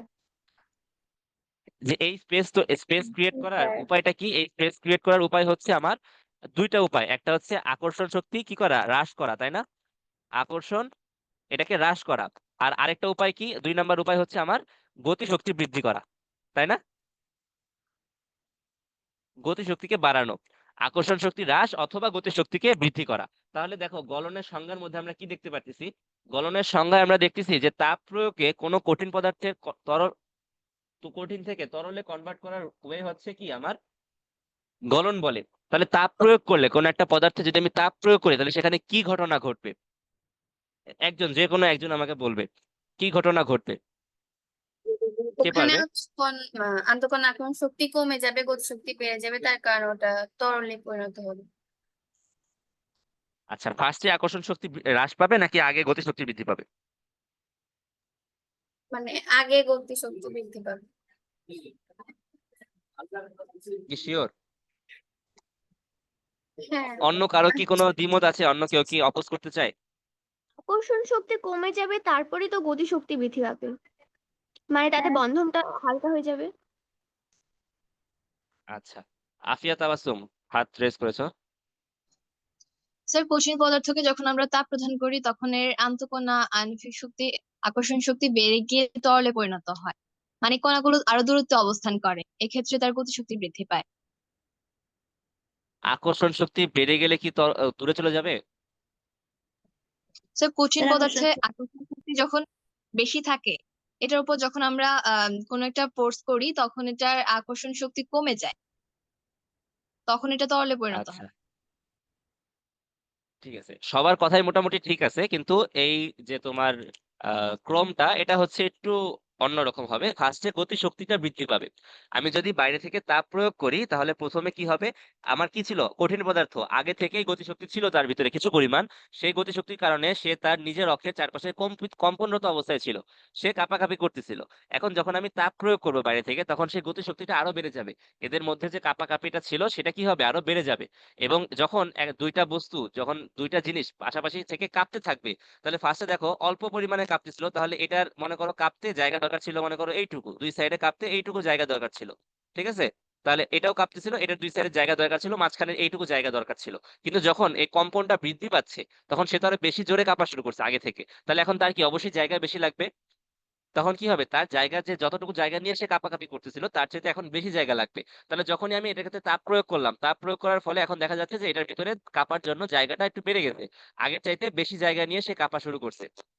ঠিক আছে, যখনই দেখা যাচ্ছে ফার্স্টে এই কাঁপাকাঁপিটা বৃদ্ধি পায় বা গতিশক্তিটা বৃদ্ধি পায়, গতিশক্তি বৃদ্ধি পাওয়ার ফলে এদের মধ্যবর্তী যে দূরত্বটা দেখা যায় যে একটা টাইমে দেখা যায় যে যখন কাঁপাকাঁপি কম করতেছে, কাঁপ তো দুই দিকেই কাঁপতেছে তাই না, তাহলে একবার বামে যাচ্ছে একবার ডানে যাচ্ছে, যখন ডানে যাচ্ছে এটাও যখন বামে যাচ্ছে তখন কি হচ্ছে, এদের মাঝখানে একটা এরকম একটা জায়গায় তারা আছে। এবং যখন দুইটাই বিপরীত দিকে যাচ্ছে তখন কি হচ্ছে, মাঝখানে দূরত্বটা অনেক বেড়ে যাচ্ছে। এবং যখনই এই দূরত্বটা বেড়ে যায় তাহলে ফার্স্টের দূরত্বটা বৃদ্ধি পায় এবং দূরত্ব বৃদ্ধি পাওয়ার কারণেই তাদের আকর্ষণ শক্তিটা হ্রাস পায়। ঠিক আছে, এরা কিন্তু একটার সাথে আরেকটা রিলেটেড। আমরা বলছিলাম যে দূরত্ব বৃদ্ধি পেলে আকর্ষণ শক্তি হ্রাস পাবে, আবার অপোজিটটাও সত্য যে আকর্ষণ শক্তি হ্রাস পেলে দূরত্ব বৃদ্ধি পাবে। এই ক্ষেত্রে কি হয়, এই ক্ষেত্রে ঘটনাটা ঘটে ফার্স্টে গতিশক্তি বৃদ্ধি পায় এবং গতিশক্তি বৃদ্ধি পাওয়ার কারণে এদের মধ্যে দূরত্বটা বৃদ্ধি পায়। এবং এদের মধ্যে যখন আন্তঃকণার দূরত্ব বৃদ্ধি পায়, দূরত্ব বৃদ্ধি পাওয়ার কারণে এদের আকর্ষণ শক্তি কমে যায়। এর ফলে এটা কি আবার কঠিন পদার্থের মতো আর আগের মতো অবস্থায় ফিরে যেতে পারে না। ঠিক আছে, তাহলে এখন এখানে একটা জিনিস খেয়াল করার বিষয় যে তোমার যে কোনো পরিমাণ তাপ প্রয়োগ করলেই কিন্তু কি হবে না, এটা গলে যাবে না। যে কোনো পরিমাণ তাপ প্রয়োগ করলেই কিন্তু এটা এত পরিমাণ কাঁপাকাঁপি শুরু করবে না যাতে তাদের কি হয়ে যায়, আকর্ষণ শক্তি একটা কনসিডারেবল অ্যামাউন্টের কমে যায়। এটা কিন্তু হবে না। আমি যদি কি করি, একটা লোহাকে আমার চুলায় ধরে রাখি, 2 মিনিট ধরে রাখলেই কি সেটা কি গলে যাবে? এটা কিন্তু গলে না যাবে না। স্যার। ঠিক আছে, আবার কিন্তু তোমার একটা পানিকে যদি আমি কি করি, চুলার উপর দেই অল্প কিছুক্ষণ টাইমের 1 মিনিটের মধ্যে দেখবো যে গলে গেছে। ঠিক আছে, তো এই যে তোমার তাপ প্রয়োগ করতেছি আমি, কঠিন পদার্থ কঠিন অবস্থা থেকে তরল অবস্থায় রূপান্তর করতেছি, এই প্রক্রিয়াটার নাম হচ্ছে গলন। বাংলায় আমরা যেটাকে বলি যে মানে ইজি ভাষা যেটাকে বলি গলে যাওয়া। এই গলনের জন্য যে পরিমাণ তাপ প্রয়োগ করতেছি, এই তাপের কিন্তু একটা নির্দিষ্ট কি আছে, একটা নির্দিষ্ট অ্যামাউন্ট আছে। এটা যে কোনো র্যান্ডম অ্যামাউন্টের তাপ প্রয়োগ করলে যে একটা কঠিন পদার্থ গলে তরল হয়ে যাবে, এটা কিন্তু না। এটা তোমার এক একটা কঠিন পদার্থ ভেদে, বিভিন্ন কঠিন পদার্থ ভেদে এদের পার্থক্য, এবং এদের কি আছে, একটা নির্দিষ্ট অ্যামাউন্ট আছে। যেমন পানির তোমার আমরা এটাকে সাধারণত বের করি কিভাবে, এটাকে আমরা বের করি গলনাঙ্ক দেখে। ঠিক আছে, কি পরিমাণ তাপ দরকার সেটা আমরা বের করি সাধারণত গলনাঙ্ক দেখে। ঠিক আছে, আচ্ছা তাহলে কি পরিমাণ তাপ দরকার সেটা সম্পর্কে আমরা আবার আসতেছি। এর আগে গলনাঙ্ক কাকে বলে এটা একটু দেখে আসি। দেখো কি বলছে, এক বায়ুমণ্ডলীয় চাপে, এই কথাটার মানে কি, এক বায়ুমণ্ডলীয় চাপ অর্থ কি, কেউ বলতে পারবে? স্যার সমুদ্র পৃষ্ঠে স্বাভাবিক বায়ুমণ্ডলের যে চাপ থাকে। আচ্ছা, সমুদ্র পৃষ্ঠের স্বাভাবিক বায়ুমণ্ডলীয় চাপ এটা কত, পরিমাণটা কি আমাদের জানা আছে? 1.6। আচ্ছা, এটা আমাদের ফিজিক্সের বিষয় হ্যাঁ। যে চাপ কাকে বলে, বায়ুমণ্ডলীয় চাপ কাকে বলে, এটার পরিমাণ কত। ঠিক আছে, আমাদের এটার পরিমাণ হচ্ছে, যদি আমরা অ্যাটমসফেরিক প্রেসার বা এটিএম ইউনিটে বলি তাহলে 1 এটিএম, আর যদি চাপের এসআই ইউনিট যেটা সেটা হচ্ছে কি নিউটন পার মিটার স্কয়ার, সেই ইউনিটে যদি আমি বলি তাহলে হয় কত 101,325 নিউটন পার মিটার স্কয়ার। ঠিক আছে, ফিজিক্সে আমরা জানি না কতটুকু পড়ছি, কিন্তু চাপ যদি চ্যাপ্টারটা, তখন আমরা দেখবো যে এক বায়ুমণ্ডলীয় চাপ সেটা হচ্ছে এই পরিমাণ চাপ, 101,325 নিউটন পার মিটার স্কয়ার। প্রতি বর্গ মিটার ক্ষেত্রফলের ওপর যদি আমি কি করি 1,000 তোমার 10,000 না তো 1,01,325 নিউটন বল প্রয়োগ করি, তাহলে যেই পরিমাণ চাপ হয় সেটা হচ্ছে আমার এক বায়ুমণ্ডলীয় চাপ। এটাকে ইজি ভাষায় বলার জন্য আমরা বলি যে তোমার সমুদ্র পৃষ্ঠের উপর তোমার বায়ুমণ্ডলের যে স্বাভাবিক চাপ সেটাকে আমরা এক বায়ুমণ্ডলীয় চাপ বলি, এটার পরিমাণ হচ্ছে এত। আর এটাকে আমরা সহজ ভাষায় ব্যাখ্যা করার জন্য আমরা বলি সাধারণত যে সমুদ্র পৃষ্ঠের উপর যে পরিমাণ চাপ বাতাস দেয় প্রতি বর্গমিটার এরিয়াতে সেটাকে আমরা বলি এক বায়ুমণ্ডলীয় চাপ। তাহলে এক বায়ুমণ্ডলীয় চাপে সাধারণত আমাদের আমরা সমুদ্র পৃষ্ঠ থেকে খুব বেশি একটা উপরে নাই, এই কারণে আমাদের লেভেলটাকে আমরা সমুদ্র পৃষ্ঠই ধরে থাকি, এবং ধরে থাকি সাধারণত জেনারেল যে কোনো একটা কন্ডিশনে আমাদের আশেপাশে চাপ এক বায়ুমণ্ডলীয় চাপ বা 1 অ্যাটমসফেরিক প্রেসার। ঠিক আছে, এটা আমরা তোমার সুবিধার্থে আমরা ধরে থাকি, যদিও একটু এদিক সেদিক হতে পারে, কিন্তু আমরা সাধারণত ধরে থাকি যে আমাদের আশেপাশে এখন আমি যে চাপটা অনুভব করতেছি সেটাই হচ্ছে এক বায়ুমণ্ডলীয় চাপ। এই এক বায়ুমণ্ডলীয় চাপে তাপ প্রদানের ফলে যে তাপমাত্রায় কোনো কঠিন পদার্থ তরলে পরিণত হয় সেই তাপমাত্রাকে উক্ত কঠিন পদার্থের গলনাঙ্ক বলে। কি বুঝলাম আমরা? যে আমি কি করতেছি, একটা কঠিন পদার্থকে তাপ প্রদান করতেছি, তাপ প্রদান করতে করতে ফার্স্টে যখন আমি তাপ প্রদান শুরু করছিলাম, আমাদের অতি পরিচিত বরফ দিয়ে আমরা উদাহরণ দিই। একটা পাতিলের মধ্যে বা একটা মনে করো বিকার, এটার মধ্যে একটা বরফের খণ্ড আমি দিয়েছি। এই বরফের খণ্ড সাধারণত বরফের টেম্পারেচার কত হয় বলতে পারবো আমরা? 0 ডিগ্রির নিচে। না, ওই 0 ডিগ্রি 0 ডিগ্রি গলনাঙ্ক। আচ্ছা, গলনাঙ্ক 0 ডিগ্রি, আবার বরফ হয়ও 0 ডিগ্রিতে, কিন্তু সাধারণত 0 ডিগ্রি যদি থাকে তাহলে সেটা খুব একটা ভালো বরফ হয় না। বরফের তোমার সাধারণত আমরা ফ্রিজে যদি তৈরি করি বা তোমার রেগুলার ইউজ যে বরফগুলো আমরা যদি দেখি, সেই বরফের তাপমাত্রা সাধারণত হয় হচ্ছে তোমার -4 ডিগ্রি সেলসিয়াস থেকে কম, 5-6 এরকম, -5-6 ডিগ্রি সেলসিয়াস এরকম সাধারণত হয়। ঠিক আছে, 0 ডিগ্রি সেলসিয়াসের বরফ খুবই কষ্টকর। তো -4 বা 5 আমি ধরে নিলাম, -4 ডিগ্রি সেলসিয়াসের বরফ আমি কি করছি, একটা বিকারে রাখছি। রাখার পরে কি করছি, এটাতে আমি তাপ প্রয়োগ করা শুরু করলাম। তো তাপ প্রয়োগ করা যখন শুরু করব তখন -4 ডিগ্রি বরফ কি গলবে? গলবে না। আমি তাপ দিচ্ছি দিচ্ছি দিচ্ছি দিচ্ছি, একটা পর্যায়ে যখন বরফের তাপমাত্রা 0 ডিগ্রি সেলসিয়াস হয়ে যাবে তখনই সেই বরফটা কি হবে, সেই বরফটা গলতে শুরু করবে। একবারে সম্পূর্ণ বরফ কিন্তু গলে যাবে না। একবারে কি সম্পূর্ণ বরফ একসাথে গলে যায়? না স্যার। বা পানি যখন পানি ফুটাই তখন কি কি হয়, একবারে সম্পূর্ণ পানি বাষ্প হয়ে উড়ে চলে যায়? তা কিন্তু হয় না, তাই না? এটা কি হয়, এটা কিন্তু তোমার আস্তে আস্তে একটা ধীরে ধীরে প্রক্রিয়ায় বরফটা গলতে থাকে। আচ্ছা, তাহলে 0 ডিগ্রি সেলসিয়াস তাপমাত্রায় কি হবে, আমার বরফটা গলতে শুরু করবে। আচ্ছা, কয়টা বাজে, সময় কত? 10টা 25 বাজে। আচ্ছা ঠিক আছে, আমরা খুব একটা টাইম নিব না, তাড়াতাড়ি শেষ করার চেষ্টা করব। কি বলতেছিলাম আমরা, যে বরফটা 0 ডিগ্রি সেলসিয়াসে আসে গলা শুরু করবে, তখন তার মধ্যে কি হবে, তার অবস্থাটা পরিবর্তন হওয়া শুরু করবে। তাহলে যেই পয়েন্টে, যেই তাপমাত্রায় তোমার কোনো কঠিন পদার্থ তরলে, সম্পূর্ণ কিন্তু তরলে পরিণত হওয়ার কোনো দরকার নাই, ঠিক আছে, তরলে পরিণত হওয়া শুরু হয় যেই পয়েন্টে শুরু হয় সেই তাপমাত্রাটাকেই বলা হয় কি, সেই তাপমাত্রা। তাহলে এখানে কত ডিগ্রি সেলসিয়াসে শুরু হয়েছিল? 0 ডিগ্রি সেলসিয়াসে শুরু হচ্ছিল। তাহলে 0 ডিগ্রি সেলসিয়াস তাপমাত্রা হচ্ছে আমার কঠিন পদার্থের কি, স্যার গলনাঙ্ক। গলনাঙ্ক। তাহলে গলনাঙ্ক কাকে বলে তাসকিয়া?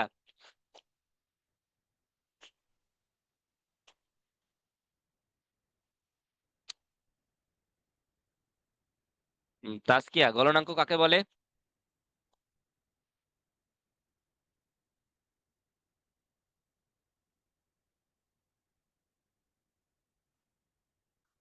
আচ্ছা, আমরা বলতে পারতেছি না।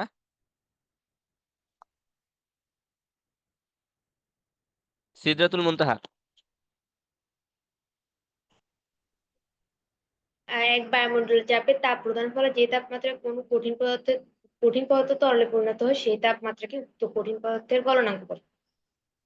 আচ্ছা, তাহলে গলনাঙ্ক কার হয়, কোন পদার্থের হয়, কঠিন তরল না বায়বীয়? তরল পদার্থের গলনাঙ্ক হওয়া পসিবল? তরল কঠিন পদার্থ। পদার্থ, ওটা তো ফুটনাঙ্ক।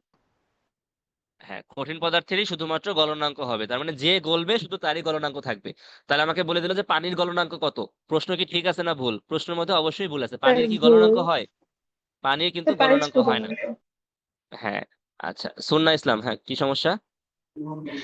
মানে গলনাঙ্ক কি পদার্থ ভেদে গলনাঙ্ক তাপমাত্রা কি পদার্থ ভেদে আলাদা হয়?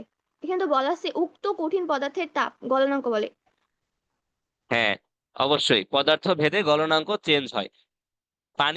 বরফের গলনাঙ্ক আমরা বলতেছি 0°C, কিন্তু লোহার গলনাঙ্ক কিন্তু 0°C না।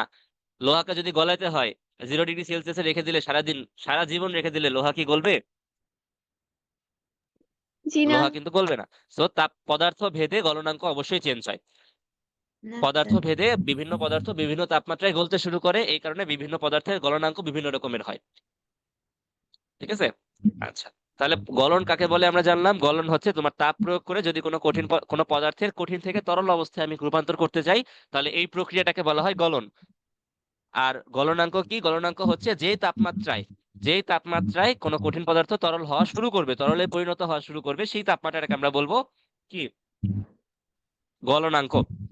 এবং একটা জিনিস আমরা খেয়াল করব, যতক্ষণ না পর্যন্ত সম্পূর্ণটা কি হচ্ছে, তরলে পরিণত হচ্ছে, সময় লাগুক, কিন্তু যতক্ষণ না পর্যন্ত সম্পূর্ণ কঠিন তরলে পরিণত হচ্ছে, ফুল মোমেন্ট পুরা টাইমটা মানে জুড়ে, সম্পূর্ণ প্রক্রিয়া জুড়ে তুমি তাপমাত্রা মাপতে থাকো, দেখবো যে তাপমাত্রা কিন্তু কোনো চেঞ্জ হয় না।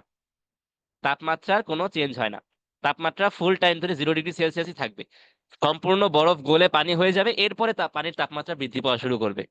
এটা সম্পর্কে আমরা নেক্সট ক্লাসে ইনশাল্লাহ আরো ভালো ভাবে আলোচনা করব। কারো কোনো কোয়েশ্চেন আছে এই পর্যন্ত? না না। স্যার। আচ্ছা, না কারো যদি কোনো সমস্যা না থাকে তাহলে আজকে এই পর্যন্তই থাক। সবাই ভালো থাকো, নেক্সট ক্লাসে দেখা হবে ইনশাল্লাহ। স্যার।